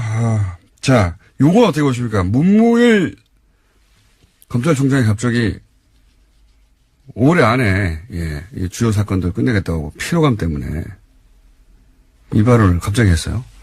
아니, 근데 주요 사건이라는 게 검찰이 만드는 사건이 아니라 예. 그 수사 대상들이 저지른 어떤 범죄 행위가 드러난 건데 예. 그러니까 주요 사건이 끝났냐 안 끝났냐는 거는 그 범인들의 예. 이제까지 어떤 그 과오 범행의 정도. 예, 그거에 따라 달린 거죠. 예. 그래서 그리고 이걸 갖다가 뭐 시간을 정해놓고 예. 언제까지 한다 안 한다 내년부터는 안 한다 뭐 이렇게 얘기하는 거죠. 말이 안 되는 말이 거죠. 안 되는 거죠. 네. 뭐. 예. 이게 식당 같은 데서는 내년 1월 1일부터는 설렁탕을 안 팔겠습니다. 지금은 많이 찾지만 이렇게 할 수 있는데 예. 이게 무슨 식당 메뉴도 아닌데 그러니까요. 그럴 수는 없는 거죠. 그러면서 내년부터 민생 쪽으로 하겠다는데 아니면 내년부터는 이걸 공수처에 넘기겠습니다. 이런 얘기를 하면 말이 되는데 내년부터는 더 강력하게 할 필요를 느낍니다. 이건 또 내가 모르겠어요. 아니 그리고 어찌 보면은 현 정부든 과거 정부든 어느 정부든 이런 고위공직자들의 어떤 주요 범죄에 대해서는 항상 가차없이 수사하겠다. 시한을 두지 말고 예. 그렇게 얘기해 정답이죠. 뿌리를 뽑을 때까지 하겠다고 해야 되는데 왜 갑자기 피로감을 느낀다고 얘기했을까? 더군다나 소위 이 피로감이라는 단어는 몇 개월 전부터 이제 보수 정당과 보수 매체에서 피로감 온다 했었거든요. 피로감 안 왔어요, 저희. 필요한 분들은 이제 그 조사를 받는 분들 또는 조사받기 위해서 대기하고 있는 분들 출두 요청을 받은 분들 이런 분들이 필요한 거죠. 그러니까요. 예. 검찰이 왜 그분들을 걱정해 줍니까? 국민적 피로감이라고 하는데 저는 왜 이런 얘기를 했는지 자체가 이해가 안 갑니다. 저는 뭐 그 얘기를 더 이제 검찰총장 얘기를 들어봐야 되겠습니다만은 얼마 전에 이제 구속특부심에서 그 영장을 갖다가 이제 기각 구속을 취소시킨 예. 석방식의 예, 김광민 석방이, 판신. 그런 어떤 흐름들도 예. 사실은 뭐 그게 사람으로 다 연결되는 흐름은 아니라 할지라도 일정하게 지금 사실 정권만 바뀌었지 검찰이 다 바뀐 것도 아니고 법원이 다 바뀐 것도 아니지 않습니까? 맞습니다. 그걸 여실히 느끼고 있어요. 예. 예. 그런 어떤 잔존 세력들의 어떤 준동 이렇게 네. 또 보이는 거죠. 정의당 얘기를 한 가지만 하자면 지금 이정미 대표가 법인세 인상 반대 이런 얘기 하지 않았습니까? 법인 세상 반대한 게 아니고 네, 법인세 관련해서 발언. 어저께 그 정부안 네. 그래서 법인세를 갖다가 인상하는데 네. 2천억 이상 네. 영업이익 2천억 이상에 대해서 25%로 인상하자라는 정부안이 그게 있었는데 원안이 있었는데 워낙에 그 자유한국당과 국민의당이 반대해가지고 3천억으로 올라갔죠. 3천억으로 해가지고 양보안 아닌 수정안이었어요. 그렇죠. 네. 그래서 이제 그 수정안에 대해서 수정안에 반대, 대해서 그러니까 수정안 반대가 많아지면은 원안이 통과되니까 네. 원안은 또 찬성할 수밖에 없으니까 네. 그런 의미에서 이제 수정안에 대해서 아하. 우리가 자유투표를 했어요. 그래서 네. 반대한 분도 있고 네. 찬성한 분도 있고 네. 뭐 그래도 현행보다는 낫다. 현행보다 나은 건 낫죠. 사실이에요. 근데 맞죠. 원안이 또 부족하다. 있기 때문에 네. 수정안이 부결되면 원안이 있기 때문에 원안은 좀 더 제가 낸 안에도 가깝거든요. 네, 네. 근데 저는 기권을 했어요. 세모표를 한 거죠. 세모표로. 고민 끝에. 예, 그러니까 우리가 뭐 그거는 자유로 요 법인세 투표에 대해서 자유로 하자 이렇게 했기 때문에 뭐 그 반대한 것이 문제는 아니에요. 그렇군요. 요 디테일을 모르면은 아니 법인세 인상을 정의당이 반대할 리가 없는데 왜 반대했지 이렇게. 제가 낸 안은 아예 훨씬 센 안을 갖다 냈거든요. 네. 예, 근데 이제 그 원안이 안은, 예. 통과 원안이 맞다는 표시군요. 정부 원안이 더 낫다. 네, 그 그런 얘기입니다. 표현이군요. 예. 네. 자, 이 전체적으로 시간이 벌써 다 됐네. 오늘 노회찬 대표님하고 얘기를 하다 보면 시간이 금방 와가지고 이거 참 오늘 꼭 했어야 되는데 못하신 얘기 있으십니까 혹시? 예. 그 얘기 하시고 가시죠. 예. 이번에 헌법재판소의 판결에 따라서 예. 그동안에 이제 허용되지 않았던 정당 후원금이 예. 이제 허용되거든요. 그거 의미가 뭡니까? 아니, 정당에게도 공식적인 후원금을. 원래는 의원 개인에게만 냈었는데, 예. 의원 개인에게만 했었는데 이제 정당에도 가능하다. 예, 정당에도 내게 돼 있습니다. 내는 게 가능합니다. 얼마까지 갑니까? 그건 똑같습니다. 500만 원까지 1인당. 500만 원짜리 1인당. 그리고 10만 원까지는 세액공제가 되는 네, 그대로. 돌려받는 거고요. 그 대표님 후원금 다 찼습니까? 예, 찾습니다. 네. 예, 그래서 뉴스공장. 정의당에도 네. 정의당은 정의에 목마릅니다. 정의당의 정의는 후원금입니다. 네. 정의당은 정의 이전 자금에 목마른 상황입니다, 지금. 솔직히 그렇습니다. 솔직히 그렇습니다. 예. 정의당의 후원금 낸 만큼 대한민국의 정의가 실현됩니다. 알겠습니다. 정당에도 이제 후원금 가능하답니다, 개인이. 지금까지 정의당의 노회찬 원내대표였습니다. 감사합니다. 네, 감사합니다.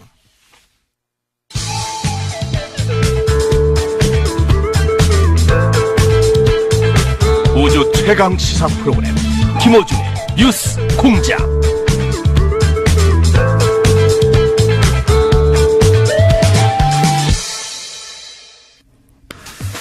이재용 삼성 부회장 판결 때도 저희가 3연속, 4연속 막 연결했었는데 뉴스공장의 영장 전문 해설 판사님, 법무부인 동아의 사무장, 본인이 직접 영장 전담 판사 경력을 가지신 이정열 전 부장판사 또 연결합니다. 안녕하십니까? 네, 안녕하세요. 대한민국 사무장 중에 최고 스펙 아니십니까? 부끄럽습니다. 자, 간략하게 이제 이때까지 했던 이야기를 요약하고 오늘 네. 추가적으로 한두 가지 질문 더 드리려고 하는데, 예. 그러니까,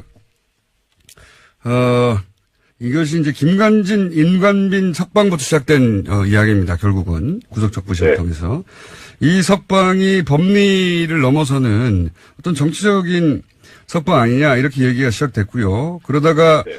그 이후에 이제 전병호서 이번에 이제 여당 쪽 인사 관련 사건에 사무총장 조모 씨가 구속됐는데 또 구속적부심으로 석방이 됐는데 이 역시 법리적으로 보자면 거의 사문화된 규정을 적용해서 석방을 시켰는데 그러니까 이게 법리 문제가 아니라 이 역시 또 정치적으로 균형을 맞추려고 하다 보니 무리하게 석방시킨 거 아니냐. 그러면서 그러는 사이에 이제 실무 그러니까 구속적부심 혹은 영장실질을 그 실무적 기준들이 마구 흔들리고 있다. 예. 네. 여기까지 얘기를 했습니다. 예. 네네. 그런데 이렇게 그 형사수석부의 신광열 수석부장 판사가 예. 이런 결정을 내린 것에 대해서 네. 법리가 아닌 문제인 것 같다라고 말씀하셨는데 거기에 그 시기적인 문제, 예. 네. 석방을 결정하는 시기로 볼 때도 이게 이상하다 이런 예. 이야기를 하신 적이 있는데 방송 중에는 안 하셨어요. 이 얘기를 좀 설명해 주십시오. 예, 그러니까 시기가 무슨 말씀이냐면은 지금 아시는 대로 이번에 그 구속적부심으로 계속 석방 결정을 하고 있는 데가 서울중앙지방법원 형사수석부거든요. 네. 예, 그런데 여기가 이제 구속적부심 사건을 전담을 합니다. 서울중앙지방법원에 들어오는. 예. 그리고 이제 재판장인 뭐 많이 알려졌죠. 신광열 수석부장 판사. 예.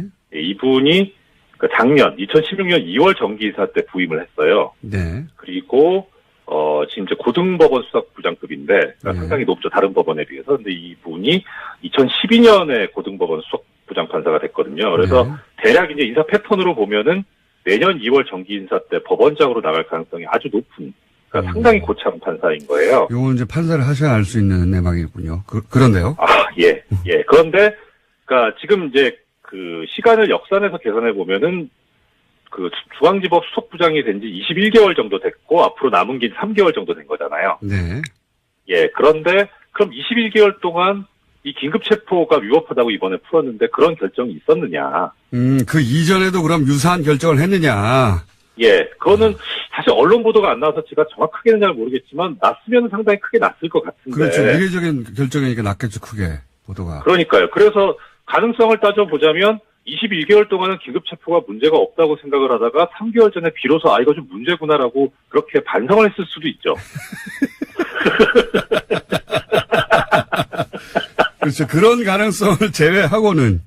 예. 그런데 그렇게 보기에는 이분이 너무 고참인 거예요. 예, 그러니까 그렇게 반성했다고 본다기보다 차라리 뭐가 선생님 있는 게 아닌가. 예, 뭐 정확하게 뭐라고 딱 집어서 말씀드리기는 그렇습니다만. 그러니까요. 좀 이상하다고 생각하시는 이유 한 가지를 더 말씀하신 거죠, 지금. 예, 그렇죠. 네. 네, 그래서 법리적으로 문제 있는 건 어제 말씀드렸고 시기상으로도 이게 문제가 있어서 전체적으로 보면 정말 이상하다라는 생각입니다.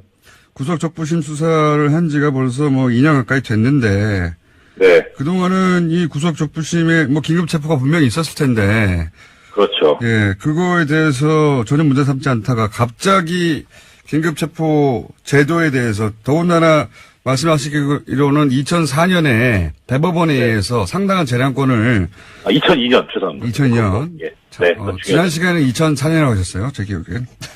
2004년은 제가 그 판결한 거에 대해서 보수 언론들이 이렇게 말 바꾸기 했던 그 말씀. 그렇군요. 예. 네. 이미 15년 전에 대법원 판례로 긴급 체포에 관해서 수사기관에 상당한 재량권을 준다. 그 이후로는 이게 사실 사문화 그렇죠. 된 물건을 갑자기 15년 만에 들고 와서 더군다나 2년 동안은 그런 일이 없다가 갑자기 긴급 체포를 문제 삼아서 석방하는 게 이게 법리적으로는 이해가 안 가고 시기적으로도 이해가 안 간다. 예. 네, 그렇습니다. 그런 말씀이시군요.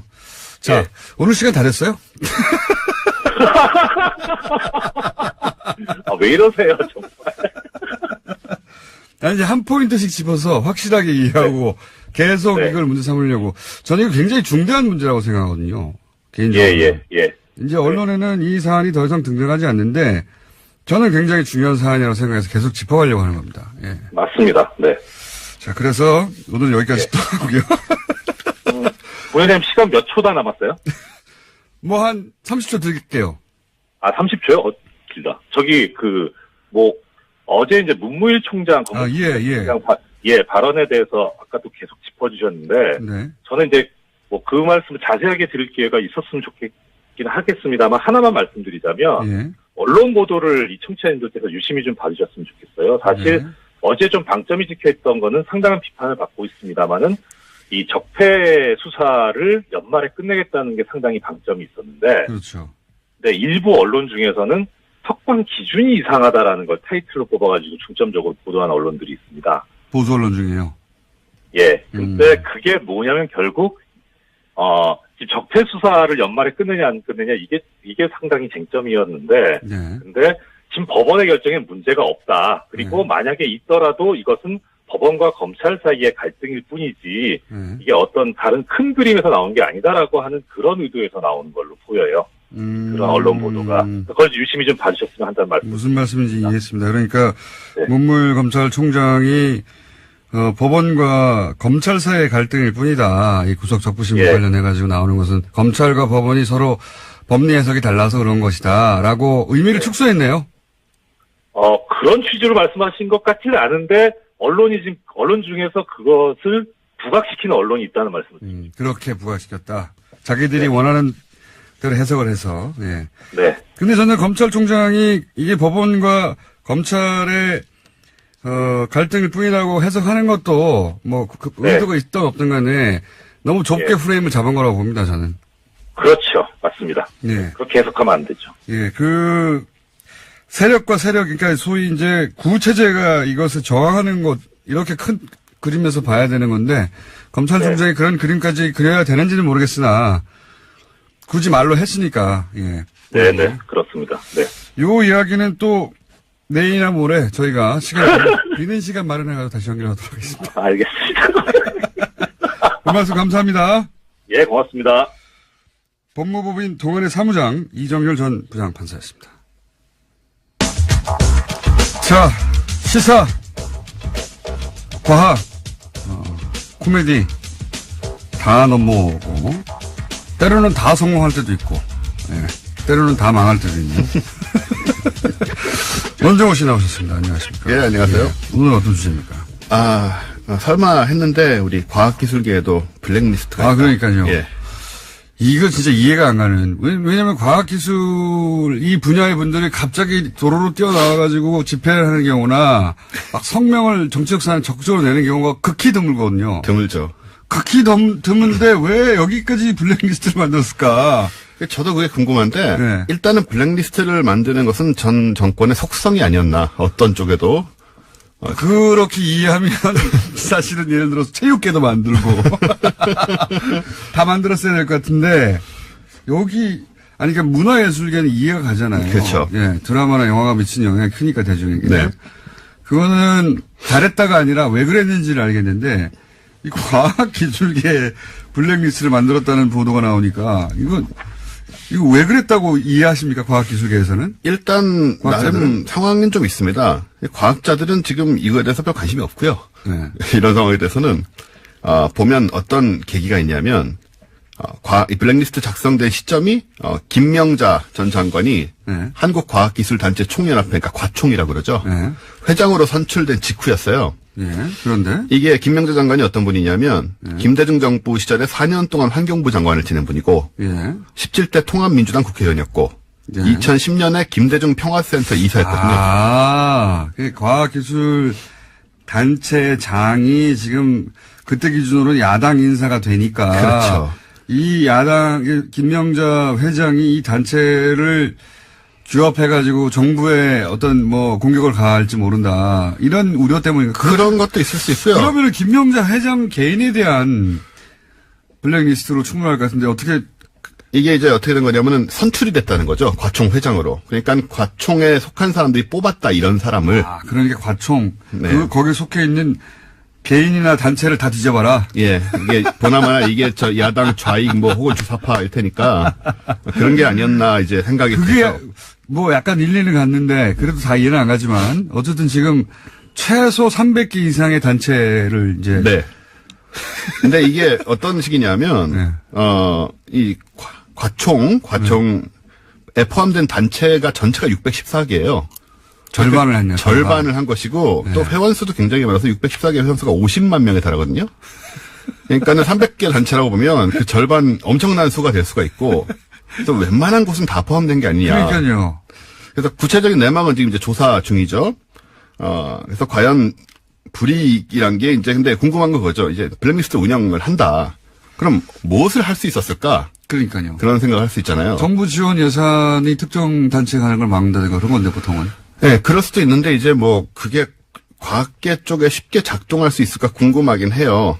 그래서 이제 그거를 오늘 오후에 1시에 김명자 전 과총회장을 검찰에서 네. 피의자가 아니고 네. 피해자 신분으로 소환을 하게 돼 있습니다. 어떤 피해를 당했든가. 예, 불이익이 본인은 뭐였나. 알았을까요? 잘 모르겠어요. 왜냐면은 예를 들어서 MBC에서 제가 라디오를 진행하다가 네. 블랙리스트로 잘렸어요. 그렇죠. 근데 이제 그 당시만 하더라도 저는 그렇게 주장했습니다. 이것은 이미 자를 걸 예정하고 나를 물타기로 쓴 것이고 곧 자를 것이다. 제가 그렇게 얘기를 그 MBC 라디오 진행을 할 때 얘기를 해도 심지어 MBC 내에서 이 진보적인 성향의 PD들조차 믿지 않았어요. 네. 아니 그럴 거면 굳이 왜 쓰겠냐고. 그렇게까지 뭐 잔머리를 굴려가면 6개월 쓰고 일부러 자르고 그러진 않을 거다는 인식이 있었거든요. 네. 당하고 있는데 이미 그걸 잘 못 느껴요. 그렇죠. 그런데 사실 그 김명자 회장이라고 본인이 당했다는 걸 알까요?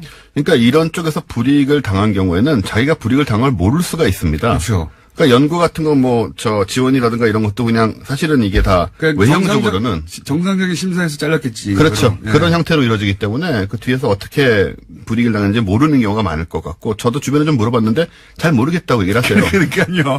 아, 내 실력이 없어 안 됐겠지 뭐 이렇게. 그렇죠. 예. 그래서 블랙리스트를 만들어 놓고 그 운영은 사실 제대로 못한 게 아니냐라는 또 어떤 무능의 한 단면을 볼 수가 있다.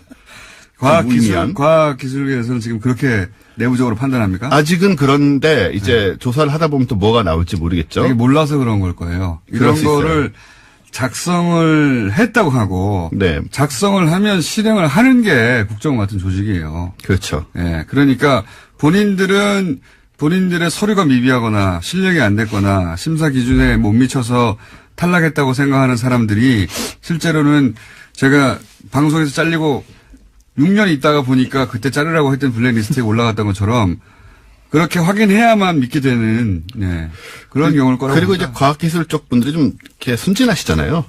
순진한가요? 예, 순진한 편입니다. 꽤나 우리 사회에서. 그래서 그렇게 되면은 뭐 게으른 거 아니고요. 아, 본인의 본인의 연구 분야를 제외하고는 게으른 분들 아닌가요? 게으르다고 할 수도 있죠. 모르니까 일단 잘. 네.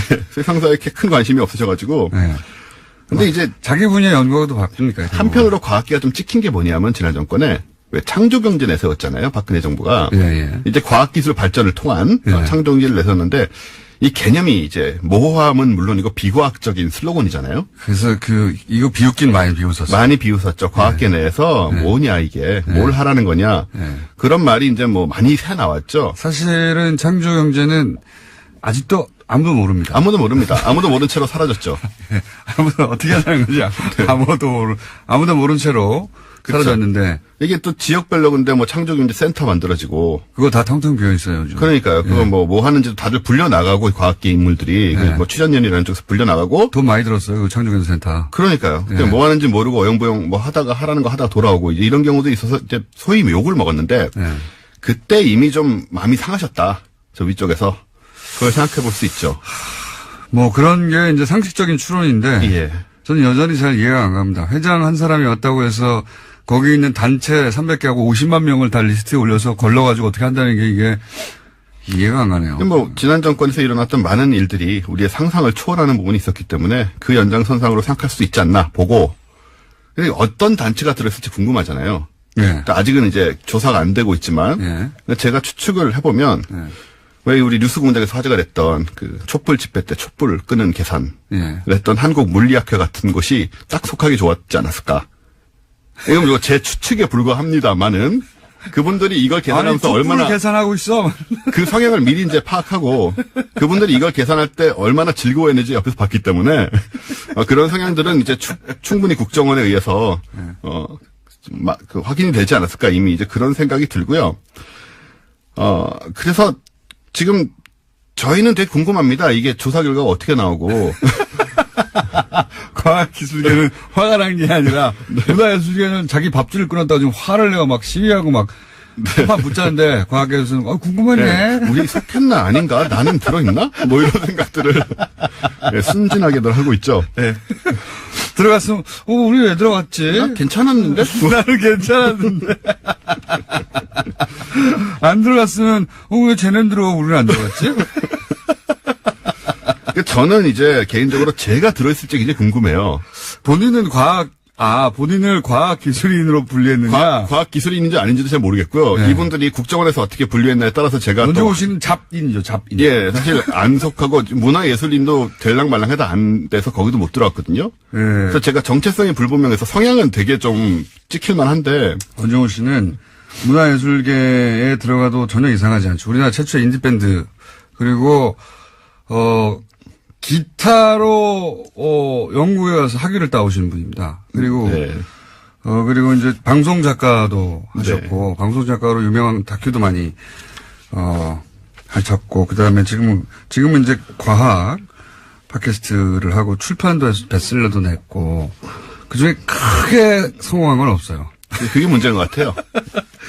지금 하고 있는 이 과학 기술인들을 팟캐스트로 소개하고 과학을 대중에게 알리고 이게 제일 크게 성공한. 그렇습니다. 네. 지금 계속 이제 점점 더 성공하고 있고요. 그래서 아무튼 정체성이 불분명해서 여기도 제가 못 꼈을 것 같은데, 근데 흥미로운 점 뭐냐면요. 과학자들 중에 실제로 진보적인 사람들이 많다는 조사가 있었어요.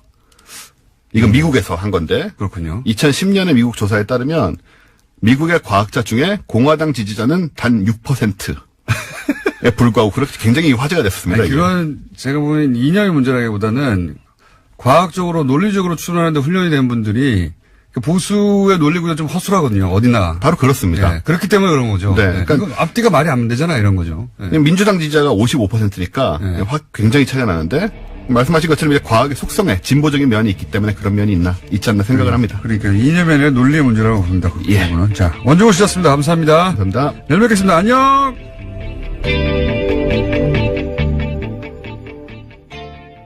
신종 날치기입니다. 국회의장이 어제 예산안을 예.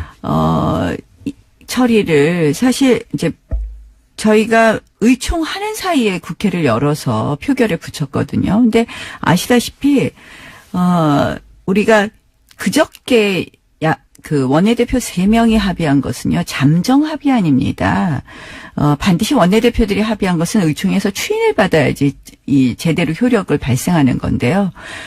저희 의총에서 추인받지 못했다는 것을 분명히 얘기했음에도 불구하고, 이 정세균 의장께서 여야 원내대표들이 다시 한번 얘기해봐라. 뭐 이런 시간도 주지 않고. 열몇 시간 드리지 않나요? 어제 아니, 다시 한번 불러서 정세균 원내대표가 그런 걸 이게 주선한 다음에 표결에 붙였어야 되는데, 뭐 예정된 시간을 넘겼다는 이유만으로 그냥 표결에 붙인 것은 정말 국회의장으로서 이것은 우리 정세균 의장님 제가 좋아하거든요. 의회주의자다라고 생각하는데 정말 어제는 굉장히 실망스러웠고요.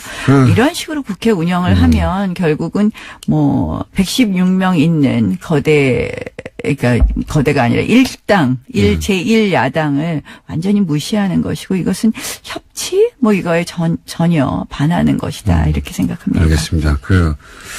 화가 나신 것 같고 협치는 거꾸로 이제 자유한국당도 안 하고 있는 걸로 좀. 예.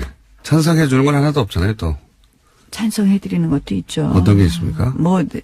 저희가 찬성 안 하면 법안 통과됩니까? 그러니까 찬성을 특별히 해 주는 건 없는 걸로 알고 있는데 제가. 예.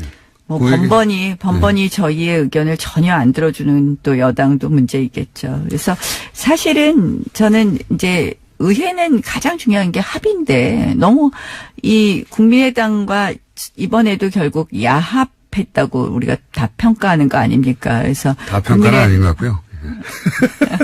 국민의당이요 SOC 예산 챙겨갔죠. 그리고 이 카톡 문자도 확인되지 않았습니까? 그래서 이런 거 보면은 사실은 이제 국민의당만 어떻게 이렇게 돌려서 과반만 넘자 이렇게 가니까 사실은 일야당의 이야기는 무시되는 것이 너무 많은 것 같습니다. 그래서 이렇게 돼서는 과연 의회가 의회로서 작동할 수 있겠느냐 이런 걱정입니다. 알겠습니다. 거기에 또 제가 할 말도 있긴 한데 오늘은 사실 그 얘기 때문에 오신 게 아니어서 그 얘기 듣기만 하고요. 예. 친홍 후보는 그러면 다시 아까 이야기로 돌아가서 김성태 의원이 맞는 거죠? 그렇죠. 그렇게. 홍준표 대표께서 이제 노골적으로 이렇게 말씀하셨으니까요. 친박은 홍문종, 유정 의원 이렇게 되는 거죠? 네, 그렇죠. 친박 의원도 단일화한다는 얘기가 있죠? 두 분도 단일화 노력을 한다고 이야기를 들었습니다. 본인은 왜 안 나가셨어요? 나온다는 얘기가 한참 있다가. 예, 중립 후보들이 너무 많은 거예요, 사실은. 본인이 단일 후보가 되면 되잖아요, 거기서 저까지 하겠다고 나서서는 단일화가 되지 않겠더라고요, 사실. 그래서 제가 빠져야지 단일화가 좀 더 쉬울 것 같아서 제가 좀 세 보이잖아요.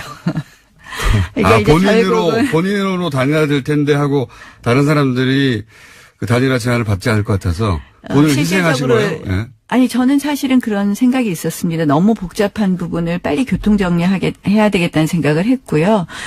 실질적으로 단일 후보 지금 룰도 우리가 결국 자유한국당을 지지하는 국민들께 물어보는 여론조사 형태를 취하기로 했거든요. 예. 원래는 책임당원을 하려고 했는데. 일반 여론조사로 바꿨어요? 예. 왜냐하면 책임당원 명부를 당에서 줄 수 없다 해서 일반 여론조사로 바꿨는데요. 이제 그런 예가 없답니다. 당 내에서도 무시당하고 있는 것 같은데요. 중립 후보들이.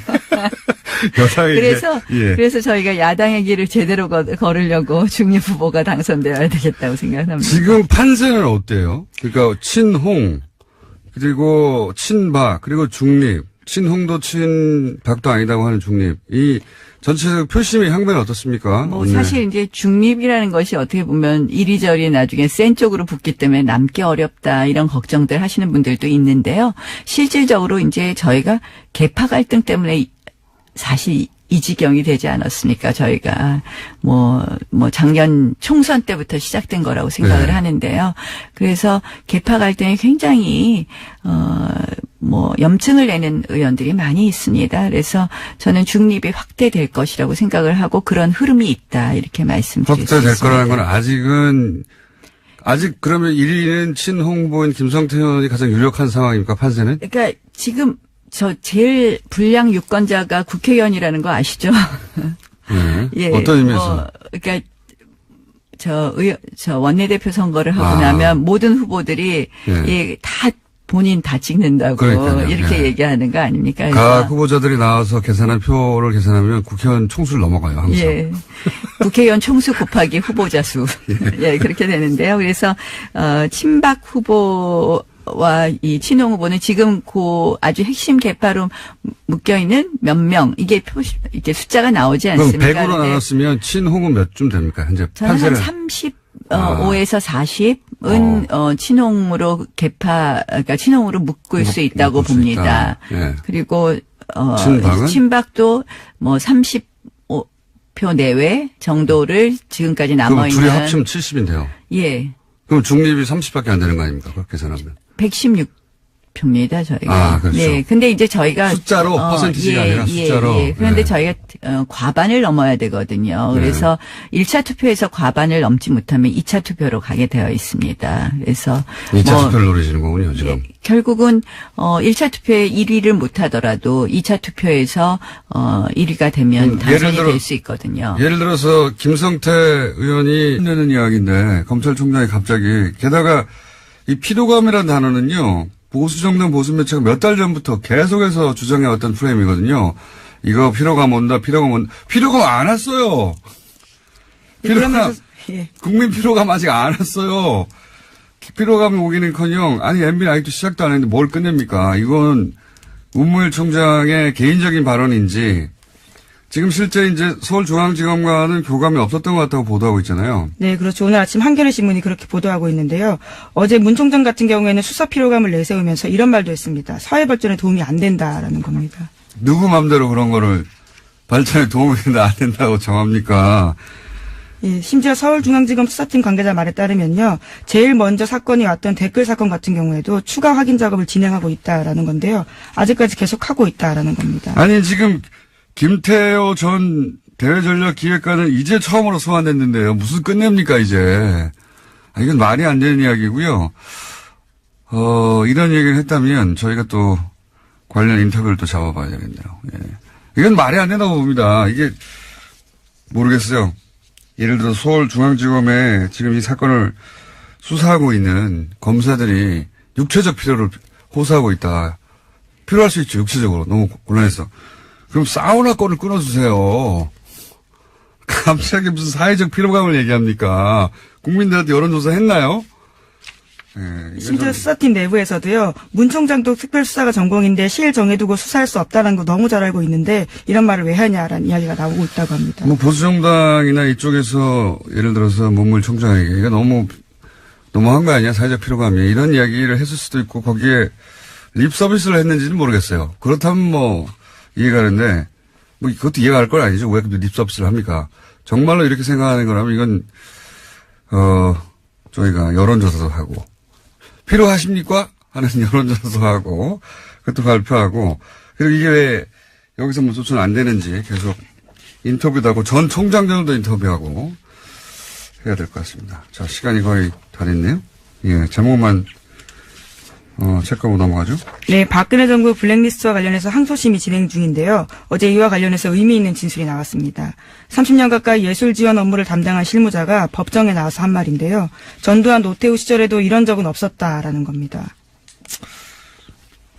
그 시절도 뭐 말도 안 되는 시절이긴 했는데 그때하고 비교하는 건 그렇게 말도 안 되는 시절에도 적어도 이런 식으로 블랙리스트를 작성해서 이 사람은 빼.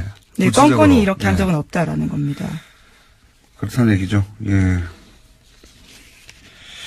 박근혜 정부는 보면요. 그러니까 이 군사정권 시절에는 최소한의 이 단어밖에 들어맞지가 않겠네요. 최소한의 가오라는 게 있었거든요. 그 군사정권 시절에. 그렇게까지 내가 대통령이 안 한다. 근데 박근혜 정부 시절에는 그게 없어요. 세월호 사고 났는데 시술을 한다든가 사람에 대한 연민이나 애정, 예의 기본적으로 그게 없는 것 같습니다. 문제는. 예. 자, 그 외에도 소개할 기사가 있는데 오늘 시간을 너무 많이 잡아서 미니 때문에 오늘 여기까지 하고 나머지 못한 건 내일 하죠. 예. 네, 그러시죠. 피로감이 아니고 필요감을 느낍니다. 필요감. 매우. 필요하다라는 예, 뜻이죠. 여기까지. 네. 시사인의 김은지였습니다. 감사합니다.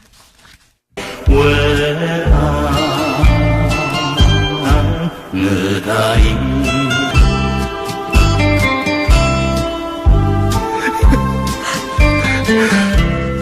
자유한국당 원내대표 경선이 일주일 남았습니다. 예. 현재 구도가 친홍, 친박, 그리고 중립, 이렇게 3파전이라고 하는데요. 오늘은 중립지대 후보가 당선되어야 한다고 주장하시는 나경원 의원을 스튜디오에 직접 모셨습니다. 안녕하세요. 네, 안녕하세요. 이 음악, 외나무다리. 우리 예. 지난번 예전 서울시장 선거 때 예. 원수는 외나무다리에서 만나는데, 예. 아시는 분은 아시겠지만, 의원님과 제가 오랜 구원이 좀 있습니다. 예, 원수, 외나무다리. 다른 이야기 하기 전에, 그동안 제가 미웠다, 안 미웠다? 단답형으로? 아니 당연히 미웠죠. 네, 미웠다. 네. 그 미웠던 얘기는 다음 기회에 따로 하기로 하고, 예, 오늘은 자유한국당 원내대표 경선 이야기만 하기로 하겠습니다. 자. 외나무다리 시그널 마음에 드십니까? 제가 막 웃긴 했는데요. 갑자기 옛날 생각이 나는데 그건 제가 다 생각나지 잊어버렸는데 마시고. 사실은. 예, 네. 잊어버리실 리가 있나요? 잘못하신 줄 아시는군요. 글쎄요. 자, 오늘은 손님 오셨으니까, 예. 그 이야기는 다음 기회에. 현재 당내 경선 구도가 친홍, 친박, 중립 이렇게 3파전이 맞긴 맞습니까? 예, 그렇습니다. 네. 이제 후보들이 속속 출마 선언을 하고요. 오늘은 그 중립 후보 단일화를 위한 토론회를 합니다. 그래서 오늘 토론회하고 오늘 내일 이틀 여론조사를 해서 내일 단일 후보 발표하기로 했습니다. 중립 후보라면 이주영, 조경태, 한선교 의원 이렇게. 예, 그렇습니다. 예, 세 분. 근데 예. 그 단일화를 의원님이 주선 혹은 제안하신 거라면서요? 그렇게 언론에 보도됐던데. 예. 그러니까 사실 이제 저는 처음부터 이번 원내대표 선거는 개파 대리전이 돼서는 안 된다고 생각을 했거든요. 가장 중요한 핵심이 이제 이 당이 안 그래도 힘이 없는데 정말 진정으로 통합이 되어야지 문재인 정부의 힘이 없긴 없습니까? 예. 느끼십니까? 어제도 저희 사실은 좀 이제는 너무 무시하는 것 같아요. 저희들 사실은. 그리고 사실은 어제는요. 이 얘기 갑자기 왜 하냐면 이 잡지를 들춰본 게 10년도 넘은 것 같은데 여기 우리나라가 좋은 의미로 기사가 실린 건 처음 봐가지고 제가 잠깐 소개하면 폴오린 플레이스에서 원래 매년 세계 사상가 100인을 선정해요. 사상가, 그렇죠. 띵커. 예. 근데 올해는 리띵커, 새롭게 생각하는 사람 50인을 선정해서 새로운 사상가. 왜 그렇게 리띵커를 선정했냐면 이제 2016년은 포퓰리즘이 전 세계를 휩쓴 해다. 영국의 브렉시트도 있었고, 그 다음에 트럼프도 당선됐고, 자국 대통령인데 그렇게 표현했어요. 예를 들면, 필리핀의 두테르트. 이런 사람들이 당선되고 이런 브렉시트 같은 현상, 포퓰리즘이 전 세계를 휩쓸었는데, 그럼 올해는 어떤 해냐? 정의하기를 그런 새로운 질서에 대해서 다시 생각하고, 리띵크하고, 새롭게 등장한 현실에 맞설 새로운 길을 찾는 해 이렇게 정의했어요. 예. 그래서 전 세계적으로 이런 새로운 시대에 새로운 철학을 제시한 각 분야 리더 50일 선정 이런 거거든요. 나름 권위 있는 겁니다. 여기에 등장하면. 네. 근데 거기서 문재인 대통령이 선정되는데 전 세계 대통령 중에는 딱 2사람 되고 나머지는 변호사나 코미디언이나 기업가 각 분야 리더들인데. 대통령 중에는 프랑스 마크롱하고 문재인 대통령이 선정됐어요. 근데 여기서 재밌는 것이, 첫 문장이 재밌습니다. 선정 이후로 문재인 대통령이 5월 당선됐을 때보다 더 어려운 상황에 처하는 신임 대통령은 없다. 이러면서. 굉장히 어려운 상황에서 신임 대통령이 있다는 거죠. 중국, 사드, 북핵 미사일 등등 쫙 나열해요. 그러면서 그걸 잘 극복해서 지지율이 아주 높다. 이걸 왜 제가 소개하냐면 미국 외교 전문가들이 현재 문재인 대통령을 어떻게 바라보는가 하는 시야가 거의 고스란히 담겨 있거든요. 예, 야당은 배가 좀 아프겠지만 이게 주류 미국 전문가들의 외교 전문가들의 시각이다 하는 관점에서 찾아와서 읽어보면 재밌습니다. 내용 자체가. 거기 한국에서 또 한 사람이 선정됐어요. 한국인이 아닌데 뉴스공장에서 인터뷰를 했었는데 러시아 출신이죠. 안드레이 랑코프 국민대 교수. 이분 왜 선정됐냐. 북한 김정은에 대한 이해 지평을 넓혔다는 겁니다. 한국에 계신 분으로, 한국인은 아닌데, 이분이 선정됐고, 나머지 많습니다. 찾아보시면 재밌습니다. 잠깐 소개해드렸고. 자, 다음 뉴스는요? 네, 우병우 전 민정수석 관련된 뉴스인데요. 우 전 수석이 박근혜 정부의 비판적 성향을 가진 교육감들을 불법 사찰하도록 하고 이것을 국가정보원에 요구했다라는 정황이 드러났다고 한국일보가 보도했습니다. 우 전 수석은 지난해 3월 말 국정원 쪽에다가 정부 시책에 비판적인 교육감을 상대로 실질적 견제가 가능한 내용을 정교하게 파악하라 이렇게 요구했습니다. 그러니까 개인 비위 의혹 등을 파악해서 직접 압박을 가할 수 있는 내용을 알아오라고 한 건데요. 우 전 수석은 이 같은 내용을 파악하는데 열흘 안팎의 시간을 주고 집중 사찰하도록 지시했다라고 합니다. 그러자 국정원 쪽에서는 정교조 출신 교사의 교육청 발탁 인사, 친교육감 인사의 내부 승진 같이 특혜 의혹으로 공격할 수 있는 거리들을 파악해서 보고했다라고 합니다. 네, 박근혜 청와대는 이런 식이었어요, 다. 그러니까 국가 정책을 정하고 자기가 원하는 방향으로 끌고 가려고 반대하는 인사들은 개인 뒷조사를 하는 거죠. 개인 뒷조사. 네. 이게 무슨 정책과 정책에 부딪히는 게 아니라 말 안 들어? 야, 뒷조사 해봐. 죽여. 이런 거거든요. 예. 이건 뭐 시정 잡배가 하는 짓인데 이런 식으로 했고 그 선봉에 우병우 전 민정수석 있었다는 건데 예, 여전히 우병우 민정수석 계속 빠져나가고 있죠. 새로운 내일 또 하나 나왔네요. 자, 다음 뉴스는요. 네, 어제 김태우 전 청와대 대외전략기획관이 검찰에 소환됐습니다. 김 전 기획관은 김관진 전 장관과 이명박 전 대통령의 군 댓글 부대 혐의를 잇는 연결고리로 지목되고 있는데요. 관련해서 김관진 전 국방부 장관이 사이버사 댓글 공작에 이 전 대통령의 지시가 있었다라는 사실을 인정했다는 보도 나온 바 있습니다. 그런데 이런 보도가 나온 직후에요. 김태호 전 기획관과 이명박 전 대통령 두 사람이 만난 정황을 검찰이 포착했다고 JTBC가 보도했습니다.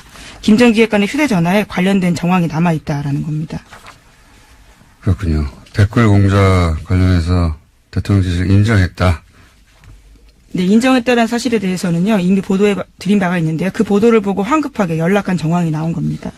그렇군요. 이분도, 예, 본인은 절대 자살하지 않는다는 선언을 해야 되지 않을까. 예. 저는 이런 뉴스를 볼 때마다 그런 생각이 듭니다. 예. 만났겠죠. 당연히. 예. 자, 이 뉴스는 아마 후속으로 뭐가 계속 앞으로 나올 것 같으니까 만났다고 한다까지만 저희가 알려드리고. 자, 다음 뉴스는 뭔가요? 네, 문무일 검찰총장이 어제 국정원 등 주요 적폐 수사를 관련해서 자신의 입장을 밝혔는데요. 올해 안에 마무리하겠다라는 겁니다. 문 총장은 그러면서 수사 피로감이라는 단어를 쓰기도 했는데요. 수사 일정과 관련해서 언급한 내용의 핵심은 모든 수사들이 검찰에 집중되어 있기 때문에 이것을 연내에 마칠 거다라는 겁니다. 주요 부분에 대해서는 연내에 끝내고 내년부터는 민생사건 수사에 집중하겠다라는 말도 했는데요. 이명박 전 대통령 등에 대한 수사의 확대와 진정 가능성을 차단한 듯한 발언이라서요. 비판을 사고 있습니다. 아니, 이거는 말이 안 되죠. 누구 맘대로. 이게 이제 시대 과제거든요. 검찰총장 혼자서 이제 안에 그럴 수 있는 사안이 아니에요. 그리고 MB는 시작도 안 했는데 무슨 끝냅니까? 지금 3주 남았는데요. 3주 동안 그러면은 기소도 다 하고 다 하라는 말인가요? 이게 말이 안. 안녕하세요, 김호준입니다.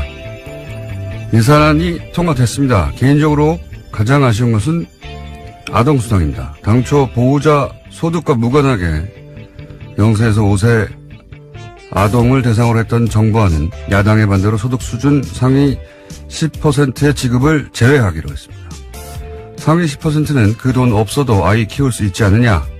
보수가 항상 주장하는 선별 복지죠. 19세기 초 나폴레옹은 프랑스 혁명을 개선한다며 봉건적 의무와 농노제 폐지 그리고 전 시민에게 단일한 세금 체계를 선언했습니다. 왕과 귀족끼리의 동맹으로 유지되던 봉건국가에서 국민이 국가를 구성하는 소위 국민국가로 역사는 그렇게 발전을 합니다. 왕이나 귀족이 아니라 국가에 세금과 병역의 의무를 지고 국가는 그 국민의 보호 의무를 지게 되는 거죠. 이후 가난한 빈민을 구제하는 구휼의 개념을 넘어서 국가가 국민 보편적 삶의 기본을 보장하는 복제 개념이 탄생합니다. 강도를 신고하면 경찰이 당신 소득의 상위 10%인가 아닌가 묻고 나서 출동하는 게 아니죠. 치안은 국가가 국민 모두에게 지는 보편 의무라서 그렇습니다. 자격은 국민이기만 하면 됩니다. 0세에서 5세까지 아동에게 국가가 삶의 기본에 대한 의무를 지겠다. 그 자격은 대한민국의 아동이기만 하면 된다. 이게 보편 복지죠. 반면 10%는 제외한다는 것은 곤란에 처한 90%의 상대적 빈민만을 구휼하겠다. 이것은 기본적으로 구제입니다. 그러니까 이건 돈의 문제가 아니라 국가의 의무를 어디까지로 할 것인가 하는 국가 철학의 문제다. 역사가 한 걸음 더 나아가는 걸 누군가 막았다. 김원준 생각이었습니다.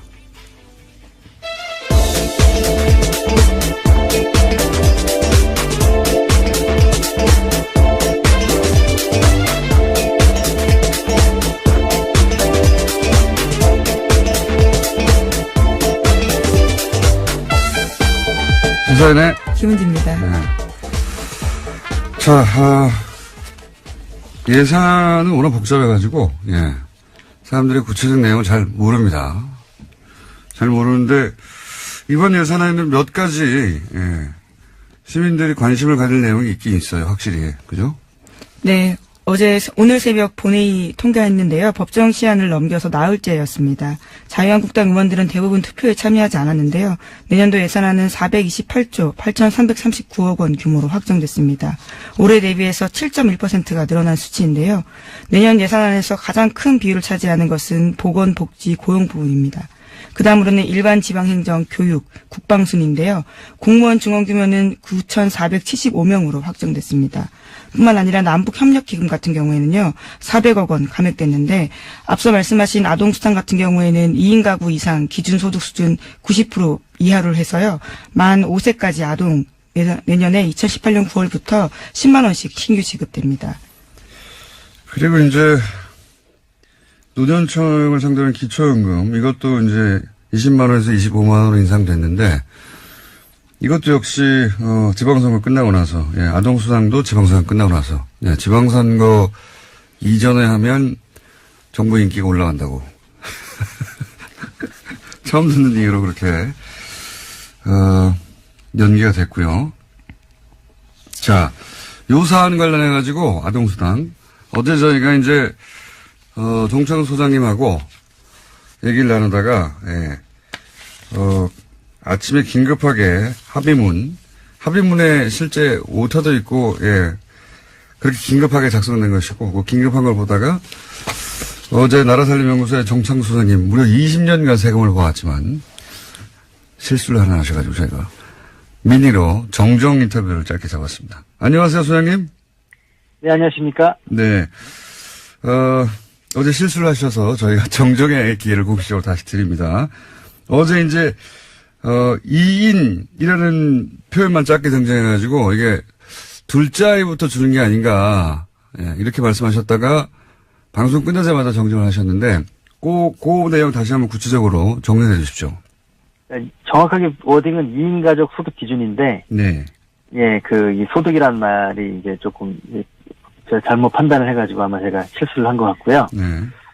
그러니까 아이는 첫째 아이부터 지급이 되는데, 네네. 보호자가 2인 이상 가고 이걸 의미하는 겁니까? 아이가 있어야 3인이 될 테니까. 아, 그렇죠. 이제 네. 또 부모가 한 사람일 수도 있고 그러니까 네. 소득 기준이 2인 가족 기준이라는 거고요. 아, 소득 기준이 2인 가족 기준이다. 예. 네.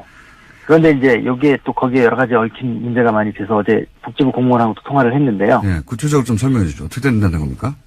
예산은 반 정도 줄어드는 건 사실이고요. 아, 예산을, 그래서 그렇게 또 생각하셨군요. 예산이 반으로 줄었으니까, 1인에서 2인으로 만든 거, 첫 번째 아이에서 두 번째 아이까지로 이렇게 확대해버린 거구나. 이렇게 연결 생각하신 거군요. 이게 10% 줄고 기간이 줄고 이렇게 갖고 반을 줄였는데. 소장님 너무 많이 알면 그렇게 됩니다. 하여튼 예산도 절반으로 줄었다. 예. 그리고. 이것 때문에 어제 실시간 검색 1위가 막 유튜브를 해서 깜짝 놀랐어요. 네. 네, 아무튼 그런데 여기에 지금 우리가 좀 간과하지 말아야 될 문제가 뭐가 있냐면. 예. 거기에 이렇게 바쁘게 쓰다 보니까 소득 기준이라고만 표시를 한 거예요. 소득 기준. 예. 그래서 재산 기준이란 말이 안 들어가서. 예. 이 복지부에서도 이걸 재산 기준을 어떻게 넣어야 되는 거냐 지금 막 그 약간 멘붕 상태에 지금 어떤 차이가 있는 겁니까? 왜냐하면 그 소득 근로소 월급 받는 분들 네네. 그런 분들은 소득이 좀 클리어하잖아요. 예. 근데 그게 별로 없고 재산 부동산 뭐 이런 분들 투명하지 않은 그런 분들이 예를 들어서 그 경우에 뭐 100억대 건물주다. 네 이럴 경우에 이제 그 소득이 정확하게 안 잡힐 수도 있다. 임대료도 막 등록이 안 돼 있고 막 그렇게 아하. 그러니까 실제 봉급 생활자들은 그 급여가 높다고 빠지는데 예, 훨씬 더 실제로는 많이 버는 건물주들은 받을 수도 있다. 이런 얘기겠네요. 그렇습니다. 그래서 이후에 이게 이제 좀 다시 바뀌어야 될 것 같고요. 예. 또 하나는 뭐냐면 이게 이제 봉급 소득자들 안에서도 예. 맞벌이 부부들이 있잖아요. 예.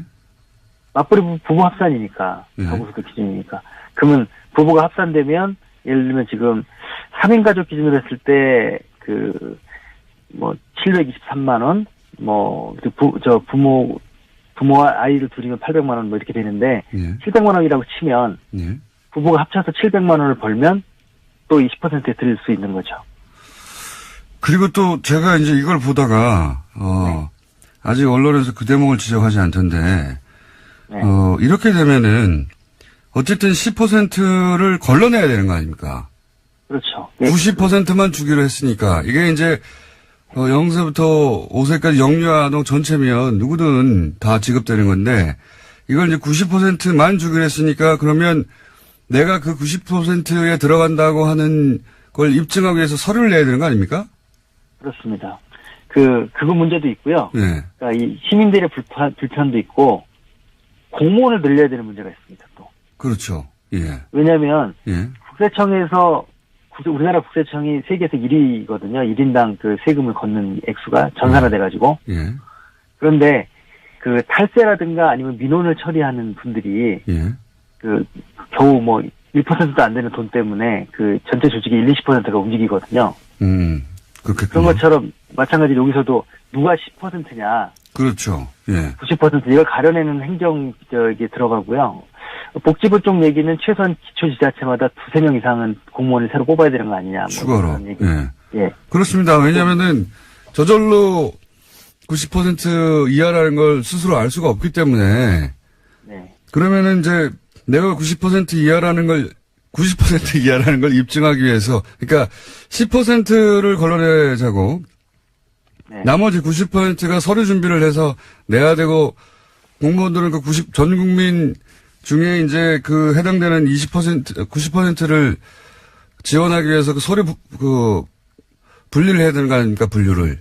굉장한 낭비인데요, 사실. 예. 대상자가 253만 명인데요. 예.